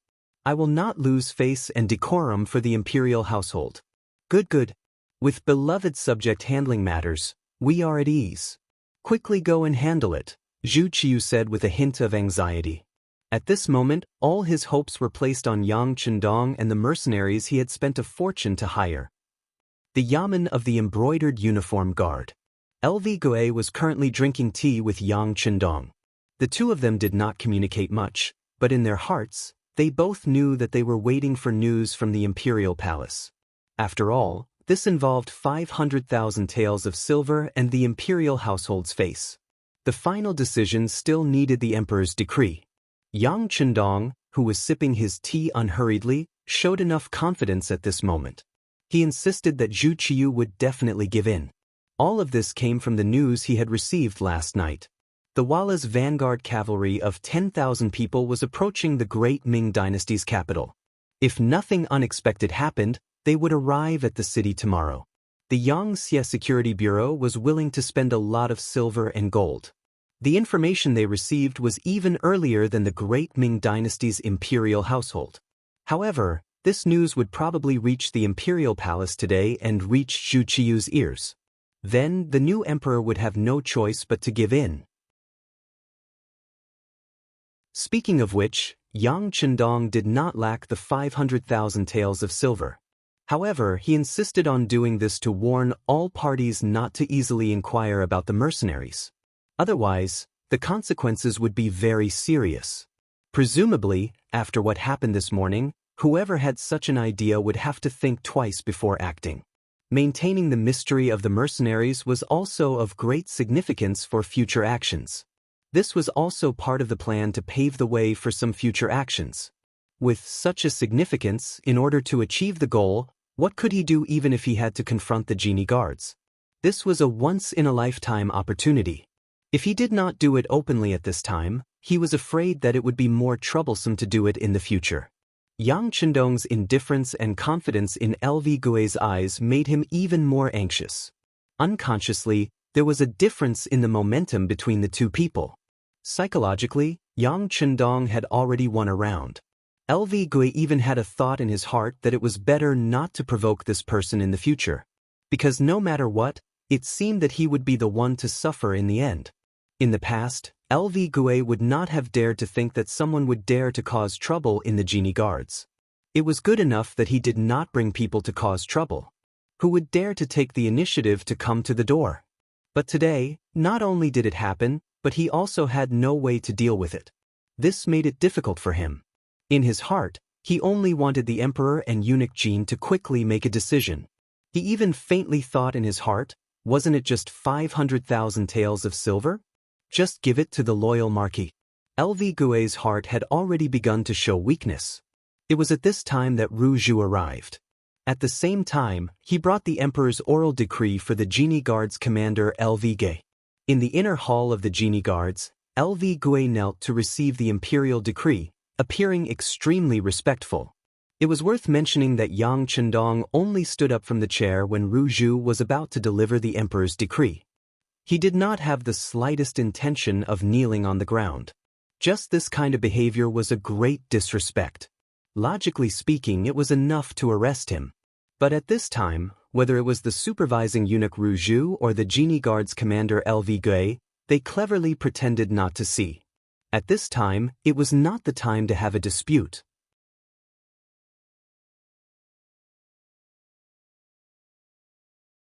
Chapter 192. His Majesty's verbal decree. The genie guards acted recklessly and attracted the displeasure of the mercenaries, so they should be punished. But considering the national crisis, Zhen will remember this matter. As for the 500,000 taels, Zhen will withdraw it from the national treasury first. Later, Zhen will slowly deduct it from the genie guards yamen. Also, I hope Lu Gui can learn from this lesson and control his subordinates well. Don't do things that are not beneficial to the country. With a serious face and warning tone, Ru Zhu reprimanded Lu Gui on behalf of the emperor. Finally, there was a result, and it was the compensation method he had thought of. LV Gui breathed a sigh of relief in his heart. He was not worried about being reprimanded at all. This matter was originally the emperor's idea. He was just taking the blame on behalf of others. Nothing would happen. This subject receives the decree and thanks His Majesty's grace. Lu Gui knelt on the ground and kowtowed 3 times to show respect to the emperor. After Ru Zhu finished telling Lu Gui about the emperor's instructions, he turned to Yang Chendong and said, "Loyal Marquis, the emperor also has a verbal decree for you." This subject receives the decree. Yang Chendong cupped his fists. His face was very respectful, but the words he said were not respectful at all. Asking the envoy to pass on my behalf. This subject fell off a horse during the Battle of Earth and Wood, which triggered an old injury. Now I can't kneel, asking for forgiveness. When Zhu Qiyu of Ying sect was still alive, he let Yang Chendong organize 3rd Princess Changda's birthday banquet. To put it bluntly, he was just looking for trouble out of jealousy. At that time, after Yang Chendong organized the birthday banquet, in order to not give others an excuse to deal with him, he lied that he fell off a horse and injured his body. Now, he said that he fell off a horse during the Battle of Earth and Wood, which triggered an old injury, so he couldn't kneel. Speaking of which, it was a coincidence. But he didn't think about it. The current Yang Chendong wasn't even 20 years old. Even if he really suffered an injury at this age, he should have recovered. However, he still used this as an excuse. It was clear that he did not respect the imperial power. When Ru Zhu heard this, he was dissatisfied. However, considering that it was time to put the other party in an important position, if he haggled over such a small matter and delayed the important matter, the gains would not make up for the losses. Thus, he could only close one eye and say, "It's fine." The emperor's verbal order is only for the Marquis of Zhongdan and this eunuch to discuss how to retreat from the enemy. Right? Walla's vanguard cavalry will arrive at the capital tomorrow, but how will the loyal Marquis deal with them? As the supervising eunuch of the Imperial Horse Directorate, Ru Zhu had the authority to give orders on military matters. At this moment, he was asking about how to deal with the enemy. Naturally, it was within the scope of his authority, so it was reasonable. Of course, Yang Chendong knew who Ru Zhu was. He also knew that Ru Zhu was here on behalf of the imperial power. To put it bluntly, Ru Zhu was here to supervise the army and monitor his every move. This was also one of the characteristics of the Great Ming Dynasty. No matter where the war occurred, no matter how large the scale of the war, there would always be eunuchs participating in supervising the army. This was also a sign that the emperor wanted to control everything in his hands. However, he did not know that it was a great taboo for someone who did not know how to fight to lead an army. Just like in Tuma Castle, Guijing, as the supervising eunuch, played a role in restricting the Great Ming Dynasty's elite army, causing them to lose the best opportunity to fight due to internal friction and suffer a crushing defeat. With the previous example, how could Yang Chendong allow eunuchs to participate in military matters? Immediately, he replied with a serious expression, "Eunuch Ru, as for how to deal with the enemy, I still need to discuss with the mercenaries. Of course, with the 500,000 taels of silver, we can show our sincerity. As for how to fight the war, I'm afraid that right now, it's not up to you or me to decide. So it's like this. However, I don't know if this eunuch can go with the loyal Marquis to take a look at the mercenaries' barracks?" Ru Zhu said with a modest expression. This was also Zhu Qiu's intention. Although it was true that the mercenaries were invited by Yang Chendong, they were using his money. He couldn't monopolize them, could he? If possible, he would have his own people contact the mercenaries. If he could use them, wouldn't it be better? He wouldn't have to trouble the loyal Marquis with everything. To put it bluntly, he was burning the bridge after crossing the river. Zhu Qiu wanted to get rid of Yang Chendong, the middleman. Among the people, this was called forgetting one's mother after getting a wife. How could Yang Chendong not see through this little trick? No one knew that the mercenaries were actually the new Xianxia army under his command. The only reason he didn't reveal this relationship was because the timing wasn't right. As for people wanting to take advantage of the cold front, he wasn't worried at all. It was simply a waste of wax for a blind man to light a lamp. Because it wasn't time to reveal this relationship, Yang Chendong wouldn't make any decisions on behalf of the mercenaries. Instead, he said to Ru Zhu with a smile, "Eunuch Ru wants to go to the mercenaries' barracks to take a look. Marquis naturally welcomes you. However, I can't make the decision on their side. If something unpleasant happens, I hope that Eunuch Ru won't be angry." Hearing that Yang Chendong allowed it, Ru Zhu's face was immediately filled with joy. As long as this person didn't obstruct him, he was confident that he could make friends with the mercenaries. After all, the other party came to make money. Whose money wasn't money? He had the emperor as his backing and the national treasury's silver as his backing. As long as he was willing to spend money, he wasn't afraid that he wouldn't be able to convince the mercenaries. As if afraid that Yang Chendong would go back on his word, Ru Zhu hurriedly said, "No problem, no problem. When the time comes, just introduce me to them. As for the other matters, I'll take care of them." "Good, then prepare the silver and set out." Yang Chendong's face was full of smiles. "Good." Ru Zhu hurriedly agreed.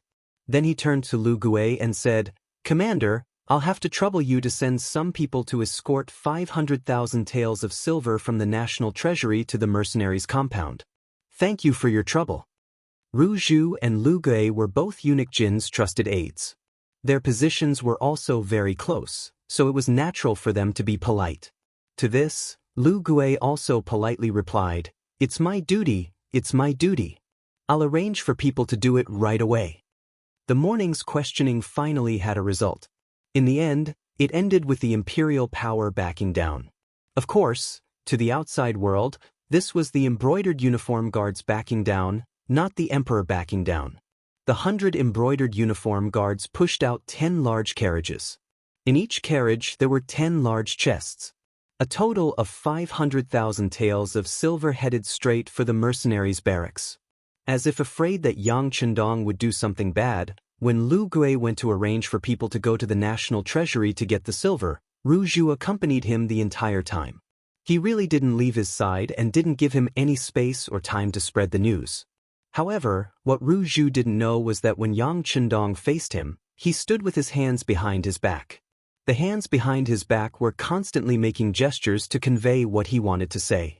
All of this was clearly seen by Tiger's Mane, who was standing behind him as a servant.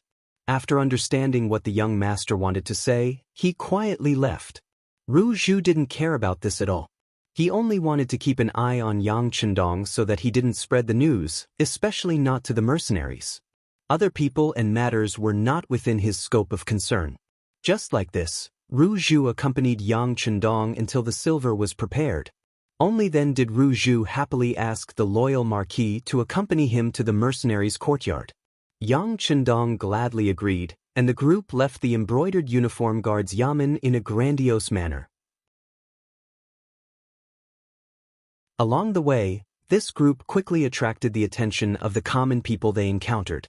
Spies from the Bureau of Security had already been planted in the crowd. With their intentional spread, the news that the embroidered uniform guard was looking for trouble with the mercenaries protecting the capital quickly spread. Many common people began to reprimand the embroidered uniform guard, and the balance of public opinion began to tilt in favor of the mercenaries. Leading public opinion for one's own use had not been noticed at the time, but Yang Chendong knew that in many cases, obtaining the support of the common people was already half the battle. Of course, there was no need for him to explain these things that would later be regarded as the truth to others. There was a wide road in front of the mercenaries' courtyard. He had only chosen this place because he had considered the problem of gathering an army. When Yang Chendong and Ru Zhu arrived, it naturally didn't feel crowded at all. This place is not bad. Loyal Marquis is quite considerate. Ru Zhu seemed intent on getting close to Yang Chendong, and he would only be satisfied with a few words of praise for this courtyard. Regarding this, Yang Chendong only smiled without saying anything. He naturally knew what the other party was thinking. If it weren't for the fact that he was still useful, the other party would have already coldly glared at him and even tried to make trouble for him. For this eunuch who had no emotions and only cared about profit and power, Yang Chendong was already giving him a lot of face by showing him some courtesy. As for any words of thanks or praise, that was simply out of the question. Since the cold vanguard had already entered the capital, no one would be able to make things difficult for him in the future. This was a display of his confidence. Yang Chendong's nonchalant attitude and silent smile along the way was seen by Ru Zhu, and in exchange, he sneered coldly in his heart. He had already decided that once he got involved with the mercenaries, the loyal marquis would just go wherever he wanted to go. Even eunuchs would look down on nobles who relied on the power of others. At the entrance of the courtyard, 4 cold vanguard soldiers stood at attention. They held a black and cold 95 style in their hands, and the gleaming bayonets on the body of the spear gave off an intimidating aura. How mighty! Ru Zhu praised sincerely after seeing the might of the 4 mercenaries from afar. As they spoke, the group arrived at the entrance of the courtyard. 4 gleaming bayonets were placed horizontally in front of everyone. This is an important military area. Unrelated people are not allowed to disturb us.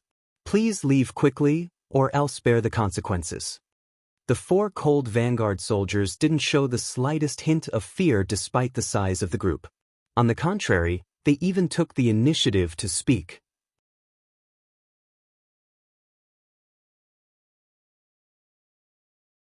Chapter 193. Yang Chendong stood in the middle of the crowd and watched all of this with an indifferent expression.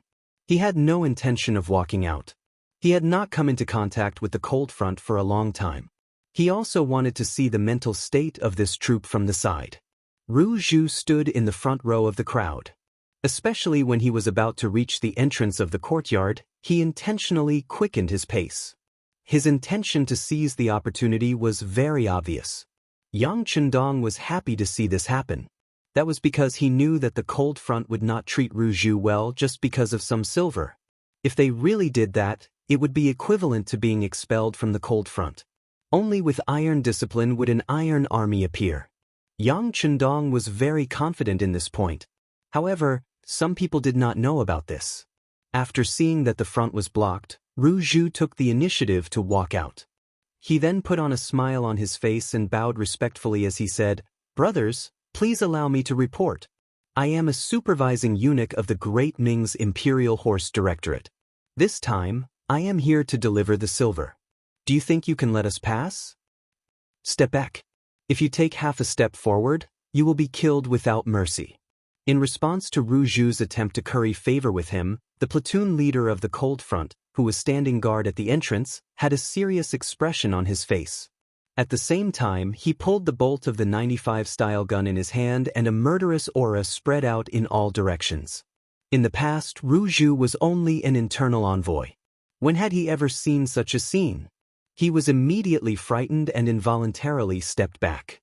His mouth trembled as he said, "This eunuch is really here to deliver the silver. If you don't believe me, you can call your general out to verify my authenticity.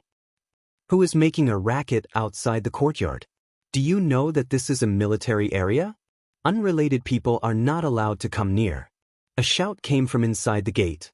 Then, the sound of orderly footsteps could be heard. Soon after, a dozen or so Cold Front soldiers led by Teng Shan walked out of the courtyard. As soon as these people appeared, they raised the 95 style and held it in their hands. Then, they coldly stared at the Great Ming Empire's embroidered uniform guards outside the door with hawk-like eyes. It was as if they were ready to fight if they didn't get along. The embroidered uniform guards were considered ferocious. Who knew how many people were bullied by them? From commoners to merchants, to officials and nobles, who wouldn't tremble when they saw them, afraid that they would be remembered? This also made them feel superior to others. But for some reason, the moment he saw Lung Feng, a chill rushed out from the soles of his feet. It felt as if he was being targeted by a ferocious tiger and could become a piece of meat in its stomach at any moment. Some of the more timid embroidered uniform guards didn't even know where to put their hands and feet.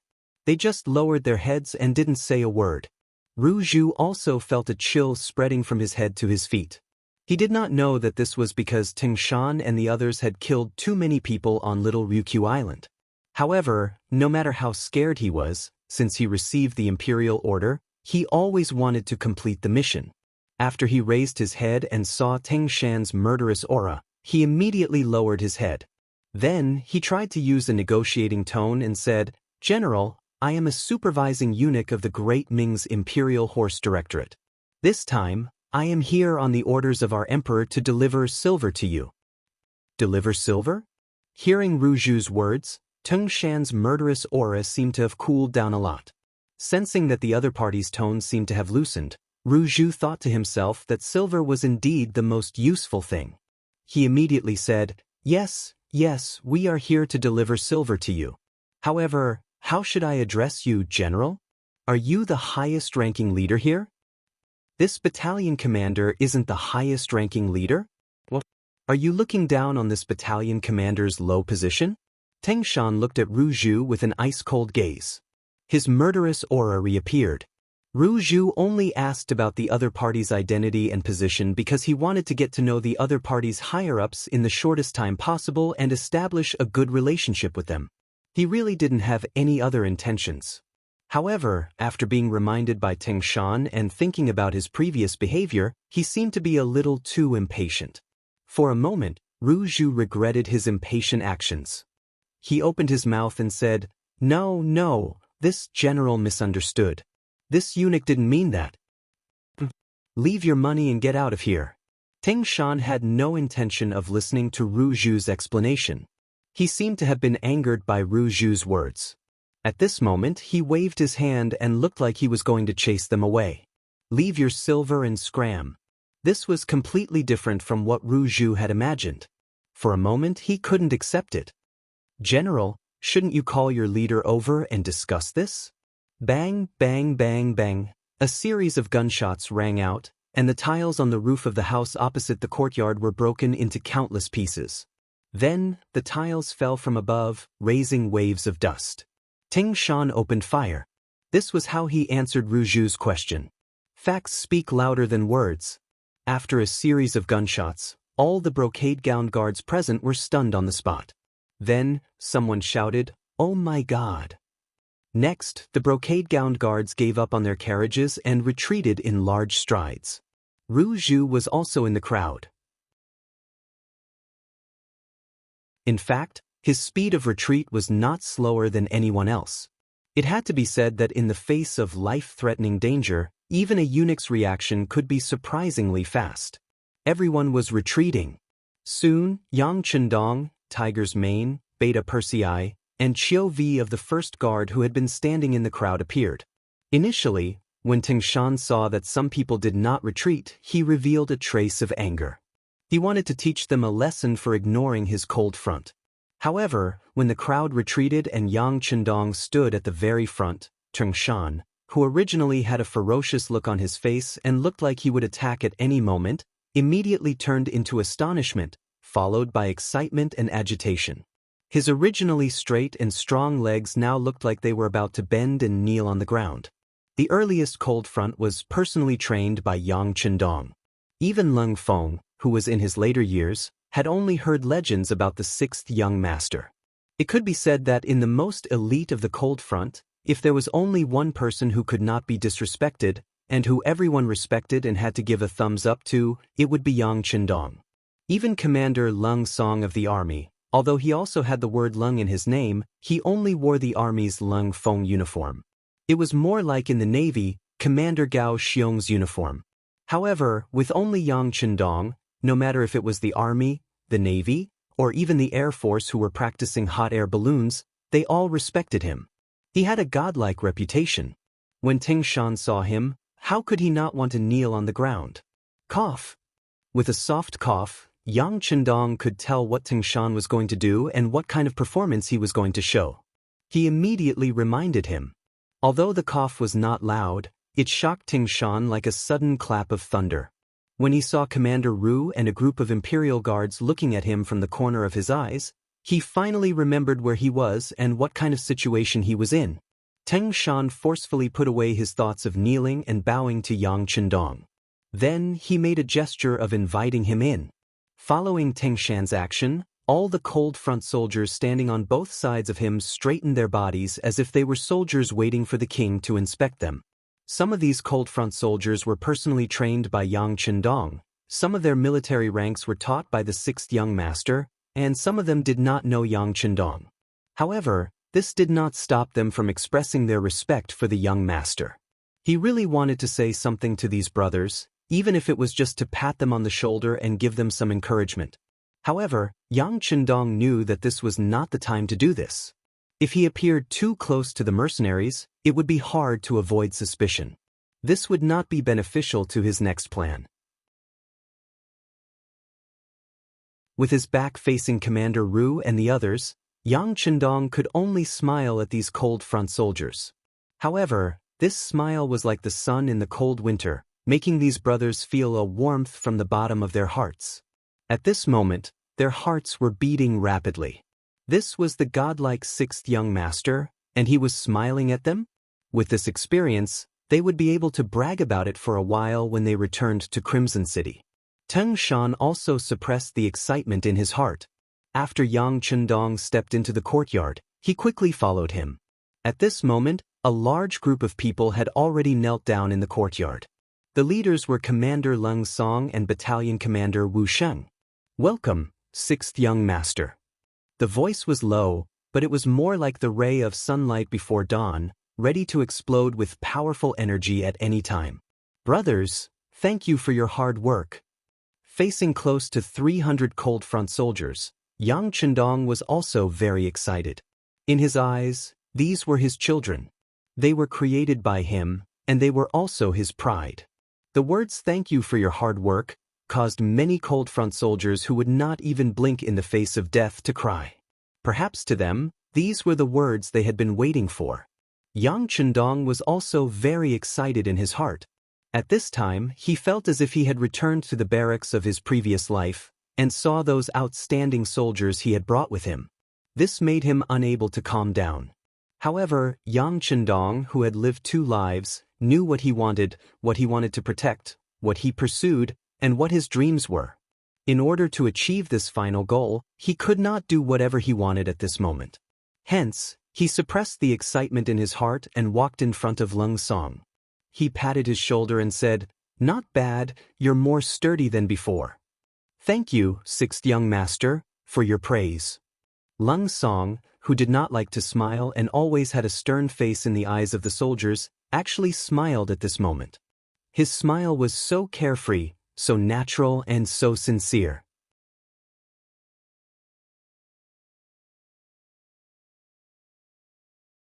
Chapter 194. He walked up to Teng Shan, who had just returned to his unit, and lightly nodded. Extending a hand, he smoothed out Teng Shan's uniform. "Very good. You're much more spirited than before." "Thank you, sixth young master, for your praise," Teng Shan replied in a low voice, suppressing his excitement. Taking another step forward, Yang Chendong arrived in front of Wu Sheng. Extending his right hand, he formed a fist and punched Wu Sheng's chest. "Very good. I heard that you've worked very hard. Now that you're a battalion commander, keep it up." Wu Sheng did not complain after being punched. On the contrary, he excitedly called out, "Sixth young master, please be at ease. Wu Sheng will definitely perform even better and strive to become regimental commander as soon as possible, surpassing regiment commander Lung Song and becoming his commanding officer." This cry immediately drew laughter from the other members of the Cold Front. One by one, it took him a full hour to greet each of his brothers. He could still call out the names of some of them, but he didn't recognize some of them. However, this didn't stop them from quickly becoming friends and brothers. Lung Song, Teng Shan, and Wu Sheng followed at Yang Chendong's side, introducing each of their unfamiliar brothers to him, recounting the contributions they had made, the areas in which they had excelled, and their individual characteristics. In this hour, Yang Chendong had gained a deeper understanding of the 300 Cold Front members. At this moment, the 500,000 taels of silver had been carried into the courtyard. Even the Cold Front members who had been guarding the gate had entered the courtyard to greet the sixth young master. "Very good. Your performance has greatly pleased this young master. You truly live up to the name of the Cold Front." Once everyone stood in line in front of Yang Chendong, the founder of the Cold Front began to speak. "The Cold Front is like the cold edge of a weapon. But it has a purpose, and it is unyielding, unstoppable, and invincible. Today, you were able to stand out from the rest of the Cold Front and come to the capital, come to this young master's side. This is even more proof of your excellence, that you are outstanding members of the Cold Front. For this reason, this young master is proud of you." After a round of encouragement, Yang Chendong sensed that the morale of the Cold Front soldiers had risen to an unprecedented level. Yang Chendong's face, which was originally full of smiles, suddenly changed and became much more serious. "I don't care what kind of glorious past you have and what kind of outstanding performance you have. But now, this young master hopes that you can forget everything about the past and face the reality before you again. That is, you will be fighting against 10, 100, or even 1,000 people by yourself. I wonder if you can do it?" "Yes." With a low growl, the veins on the necks of the Cold Front members tightened, as if they would burst at any moment. This was their way of expressing their desire for victory and their confidence in themselves. "Very good. Now, I give the order for those who should rest to rest. The 3 battalion commanders, come with me." Yang Chendong knew that tomorrow's battle would descend, so in order for the soldiers to face the enemy with full energy and vigor, he gave the order for them to rest. With the order to disperse, the 300 Cold Front members left in an orderly fashion. There was not the slightest bit of panic in the process. This was the performance of a true elite force. From this, one could see that the great effort Yang Chendong had put into training them in formation had been effective. Lung Song, Teng Shan, and Wu Sheng followed Yang Chendong to a secret room deep within the courtyard. Xiao Vi led a group of guards to search the place. After confirming that there was nothing suspicious or dangerous, Tiger's Mane and Beta Persei flanked Yang Chendong on either side. It wasn't that Yang Chendong didn't trust Ling Feng's team, but as a leader, he should have such an imposing manner. It was said that sometimes, distance makes the heart grow fonder. Between a superior and a subordinate, there should be enough distance. Otherwise, if the relationship was too close, there would be a lack of mystery. Naturally, when he wanted to lead them, the words he said would be somewhat discounted. Tiger's mane and the other's actions were seen by Lung Song and the other two. If it were anyone else who dared to treat them like this, they would have been furious and would have even taken out their weapons to fight. However, this was allowed by the sixth young master, so they did not dare to show the slightest displeasure or displeasure. Speaking of which, all of this was thanks to Luan Shaochen, Mo Qingyu, and the other political instructors. It was because of the existence of these political instructors that they constantly told the Cold Front members about the brilliance and greatness of the sixth young master. Gradually, everyone began to view Yang Chendong as a god. Because of this, who would dare to disobey his orders? Not to mention disobeying anything, if anyone dared to say anything bad about the sixth young master, who knew how many people would put that person to death in an instant. At this point, even Lung Song, the only regiment commander in the army, did not dare to have any other thoughts or actions. Perhaps a regiment commander's position was already very high, and could be said to be the true commander of the army. But if he dared to say that Yang Chendong was not good, he was afraid that even the brothers who had the best relationship with him would turn against him because of this. This was the power of political instructors. They were able to eliminate the possibility of betrayal from the Cold Front members. Yang Chendong sat at the head of the table. Tiger's mane then spread out a map that he had already drawn on the table. Yang Chendong pointed at it and said, "Come and see." Outside the courtyard, looking at the closed door, Ru was not willing to leave like this. Thus, he did not leave. Instead, he stood on the street and waited. However, this wait lasted for more than 2 hours. Fortunately, there was an accompanying eunuch who got a wooden stool for him to sit on. Otherwise, he would not have been able to hold on. Why hasn't the loyal Marquis come out yet? Could it be that something has happened? One of the accompanying embroidered uniform guard Baihu saw that so much time had passed, but there was still no movement from the small courtyard. He could not help but ask suspiciously, "Don't speak nonsense." Ruju's face stiffened, as if he was reprimanding him. However, in his heart, he was thinking that it would be best if something happened to Yang Chendong. If that was the case, the matter of communicating with the mercenaries would fall to him. At that time, he would be able to reap a lot of benefits. The greater the hope, the greater the disappointment. Just as Ruju was thinking about this, the door suddenly opened. Yang Chendong, dressed in green, walked out in large strides.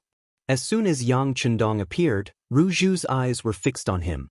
He wanted to see if there would be any important figures from the mercenaries coming out to see him off. If that was the case, he could take the opportunity to say a few words and get familiar with them first. Unfortunately, only Yang Chendong and his servants came out. Not a single mercenary came out to see them off. This caused Ruju's face to be filled with disappointment. However, what he did not know was that the disappointment was yet to come. After Yang Chendong walked out of the courtyard, he directly came to Ruju and said with a serious expression, "Eunuch Ru, I have already tried my best to communicate with the mercenary generals. However, they did not agree to a eunuch being in charge of the army. They also said that since they have received the money, they naturally would not let the Walla army take the capital." After saying this, Yang Chendong shrugged his shoulders, looking as if he was powerless. Ruju felt as if he had been struck by lightning. He was frozen in place for who knew how long before he came back to his senses. At this time, Yang Chendong had already walked past him, heading in the direction of the Immortal abode with his servants. "Wait a moment, Marquis Yang. What is going on here? The imperial supervisor has always been in the Great Ming dynasty. Why are they making an exception now? I don't think this will work," Ruju said with a face full of unwillingness. He had already patted his chest in front of the emperor and Jin Ing, saying that he would use the war as an opportunity to establish a good relationship with the mercenaries.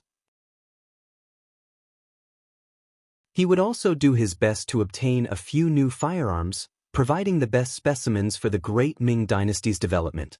But now, even his authority to supervise the army had been taken away. Didn't that mean that this wish could no longer be fulfilled? Yang Chendong stopped in his tracks when Ru Zhu called out to him. He suddenly turned around and said, "Eunuch Ru, you said that this is the law of the Great Ming Dynasty, but these people do not belong to the Great Ming, so they do not need to follow it. Of course, if Eunuch Ru is not satisfied, you can ask them yourself. However, if you provoke their displeasure, then you will have to take responsibility for the consequences. Right, I must remind you that the vanguard cavalry of the Walla will arrive tomorrow. It would be best if nothing unexpected were to happen." As if it was a kind reminder, Yang Chendong turned around and left with a hearty laugh, leaving behind a stunned Ru Xing. He was filled with unwillingness and resentment. Of course, he wanted to do as Yang Chendong said and ask the mercenaries about the Great Ming Dynasty's rules. However, after the embroidered uniform guard's reckless actions last night, he didn't dare to do that again. What if he really angered them and they demanded money again? He had already paid 500,000 taels. He had already lost face once. Was he going to lose face a second time? AI. Ru Zhu let out a long sigh. He knew that he would not be able to complete the decree this time. He really didn't know that the emperor would be so furious after finding out about this. It seemed that he still needed to greet eunuch Jin Ying and protect his current position first. As for forming a good relationship with the mercenaries, once the war started, it wouldn't end in a day or two. When the time came, an opportunity should appear. Putting aside the fact that Ru Zhu went to the palace to find Jin Ying and reported what happened to the emperor, it caused Zhu Qiu to be extremely angry. The news quickly spread in the city that the 10,000 elite vanguard cavalry of the Walla would arrive in the capital tomorrow. When the news came out, the entire city was terrified. Some people began to pack their bags and prepare to leave the capital. Some cowards who had nowhere else to go began to pray at home, hoping that the Great Ming Dynasty's army could win a battle and defeat the wolves of the Walla.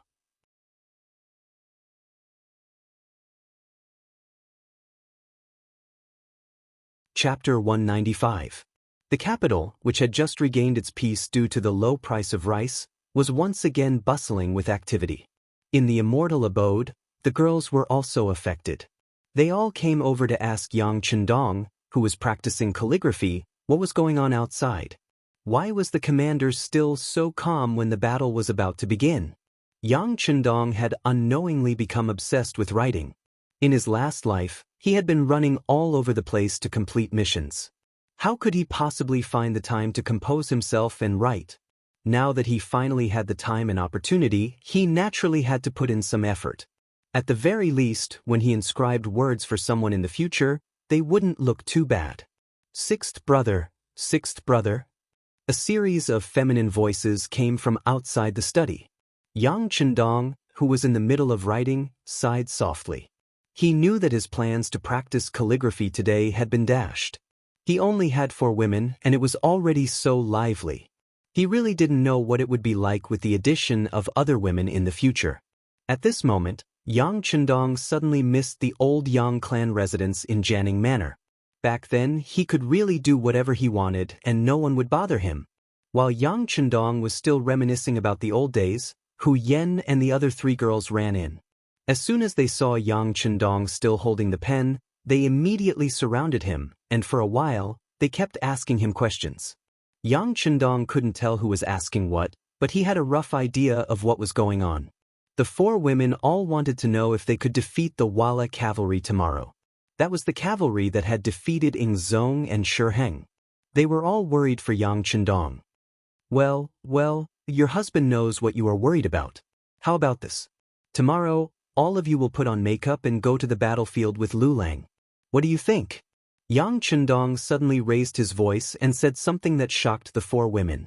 Since ancient times, it had been an ironclad rule that men should fight on the battlefield and women should stay at home. Apart from Hua Mulan and the female generals of the Yang clan, very few women were allowed to fight on the battlefield. However, Yang Chendong just had to make this request. How could these women not be shocked? Lulang, are you okay? Can we go to the battlefield too? Hu Yan's face was filled with disbelief. At the same time, her face was flushed red. Obviously, this proposal had touched her nerves and made her begin to yearn for it. Of course, I've already prepared your clothes. I borrowed them from the mercenaries and put them in your room. Take them and see if they fit you." Yang Chendong's eyes were as clear as a spring, and his face was full of love. When the four women heard this, they immediately ignored Yang Chendong and walked towards their rooms. After a short while, the four girls in camouflage uniforms returned to Yang Chendong. They were also in camouflage uniforms. When the four women wore the custom-made camouflage uniforms, their graceful figures were immediately highlighted.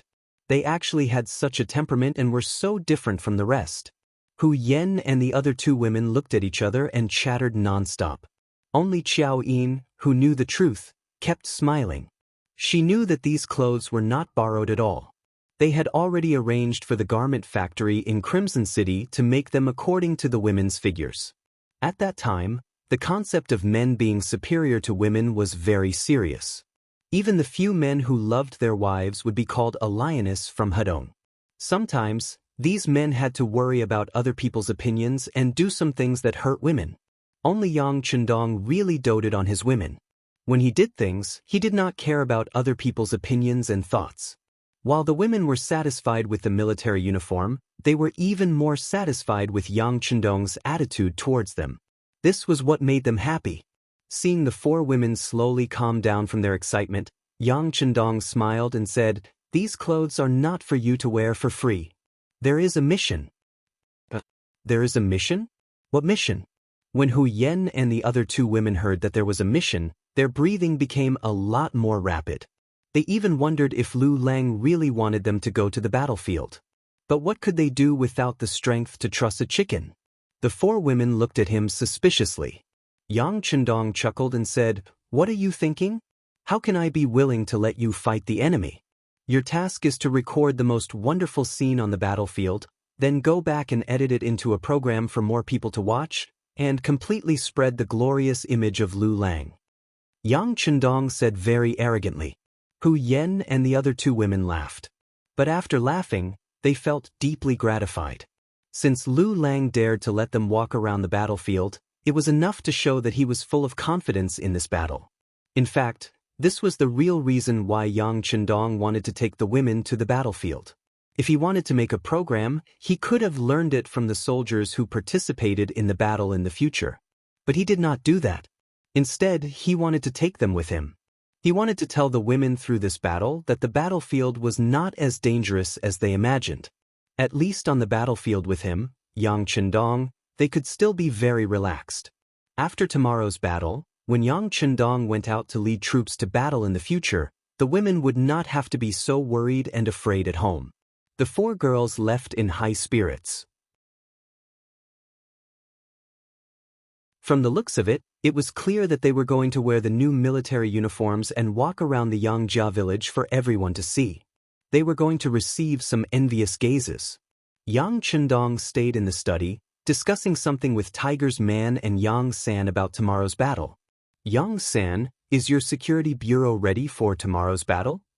Looking at the actual leader of the security bureau, Yang Chendong's tone had a trace of concern and comfort. "Young master, please rest assured that everything is ready. I promise not to let irrelevant people near the gate." Yang San replied respectfully and confidently. "Very good, this battle must be fought with a sense of mystery. You all remember, as an opponent, the less they know about your methods, the more they will be afraid of you. What we need to do is to form and maintain this sense of mystery to the greatest extent, so that the opponent can't figure out what to do." After saying this to Yang San, he said to Tiger's man, "Tell butler Yang Neng to pay attention to the security situation of the Yang family village. Presumably, some people who can't find out about the mercenaries will have their eyes on the Yang family village. These few days, young master, I have to deal with the Wala army, so I don't have time to deal with the matters of the village. I will leave Dao Zhao's second guard team to protect the village." "Yes, young master, I will inform Captain Dao Xiao in a while. However, I think that he will not be happy if he is not allowed to participate in the battle and is instead staying in the village." Tiger's man chuckled. Dao Xiao would definitely feel very wronged if he was not allowed to participate in the battle. Thinking back to the battle of the Tuma Castle, they did not go and instead stayed. Now that they were being asked to stay, it would be strange if they were happy. Yang Chendong smiled at this. Tell Dao Xiao that the division of tasks is different, but they are all equally important. Tell him not to be arrogant and impatient. In the future, the young master will have a lot of things to do, so there is no need to worry that they will not have a chance to participate in the battle. Yang Chendong was preparing for tomorrow's battle, and he was full of confidence. This was his first real battle in this world, so of course he had to make an exciting appearance. In comparison, there was another army that was also full of confidence heading towards the capital. They were Walla's 10,000 vanguard cavalry. The Battle of Tuma Fortress was a great victory, and it was unknown how many Ming Dynasty officials were killed. If it were not for Yang Chendong's intervention, perhaps even Ming Emperor Zhu Qizhen would have been killed or captured. This battle also made Walla's appetite grow. Especially after Xi Ning defected to the enemy, she revealed many things about the Ming Dynasty, including many secrets of the imperial court and the imperial palace. According to what Xi Ning said, the Ming Dynasty's civil and military officials were not on the same side. They were very hostile and would often crush each other. For example, the Battle of the Tuma Castle was a conspiracy by the civil officials against the military officials in order to severely injure them. In this battle, didn't a general like Zhang Fu die on the battlefield? However, in reality, it was true that the civil and military officials were at odds with each other. However, in the Battle of the Tuma Castle, many generals died, so how much better were the civil officials?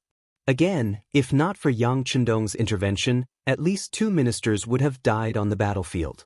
It didn't seem worth it to use such a heavy capital to design a plan.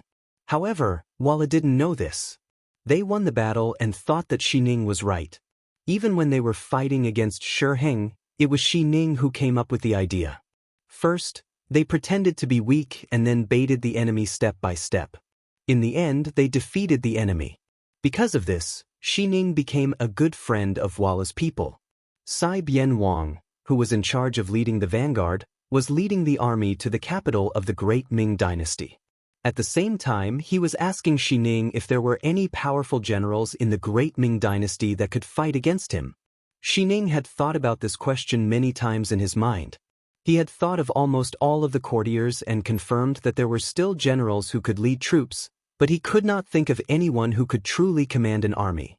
General, in the Battle of the Tuma Castle, the Ming Dynasty's military officials were all killed. There is no one left who can fight against our Walla's army. In addition, Yingzong went to Nanjing to rebuild the imperial court. The Ming Dynasty, which was divided into 2, has nothing to fear.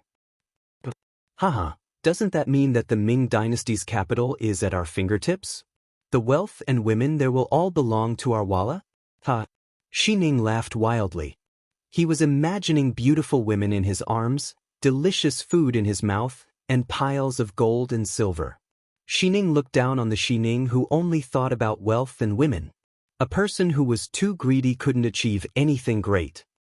General, now that the Ming Dynasty's army is empty and weak, what we should do now is to lead the army into the capital and then go all the way south until we occupy the entire Ming Dynasty. You're tuning in to the Wang Lin's Journey YouTube channel. Don't forget to subscribe and join us on this journey to catch the most captivating stories.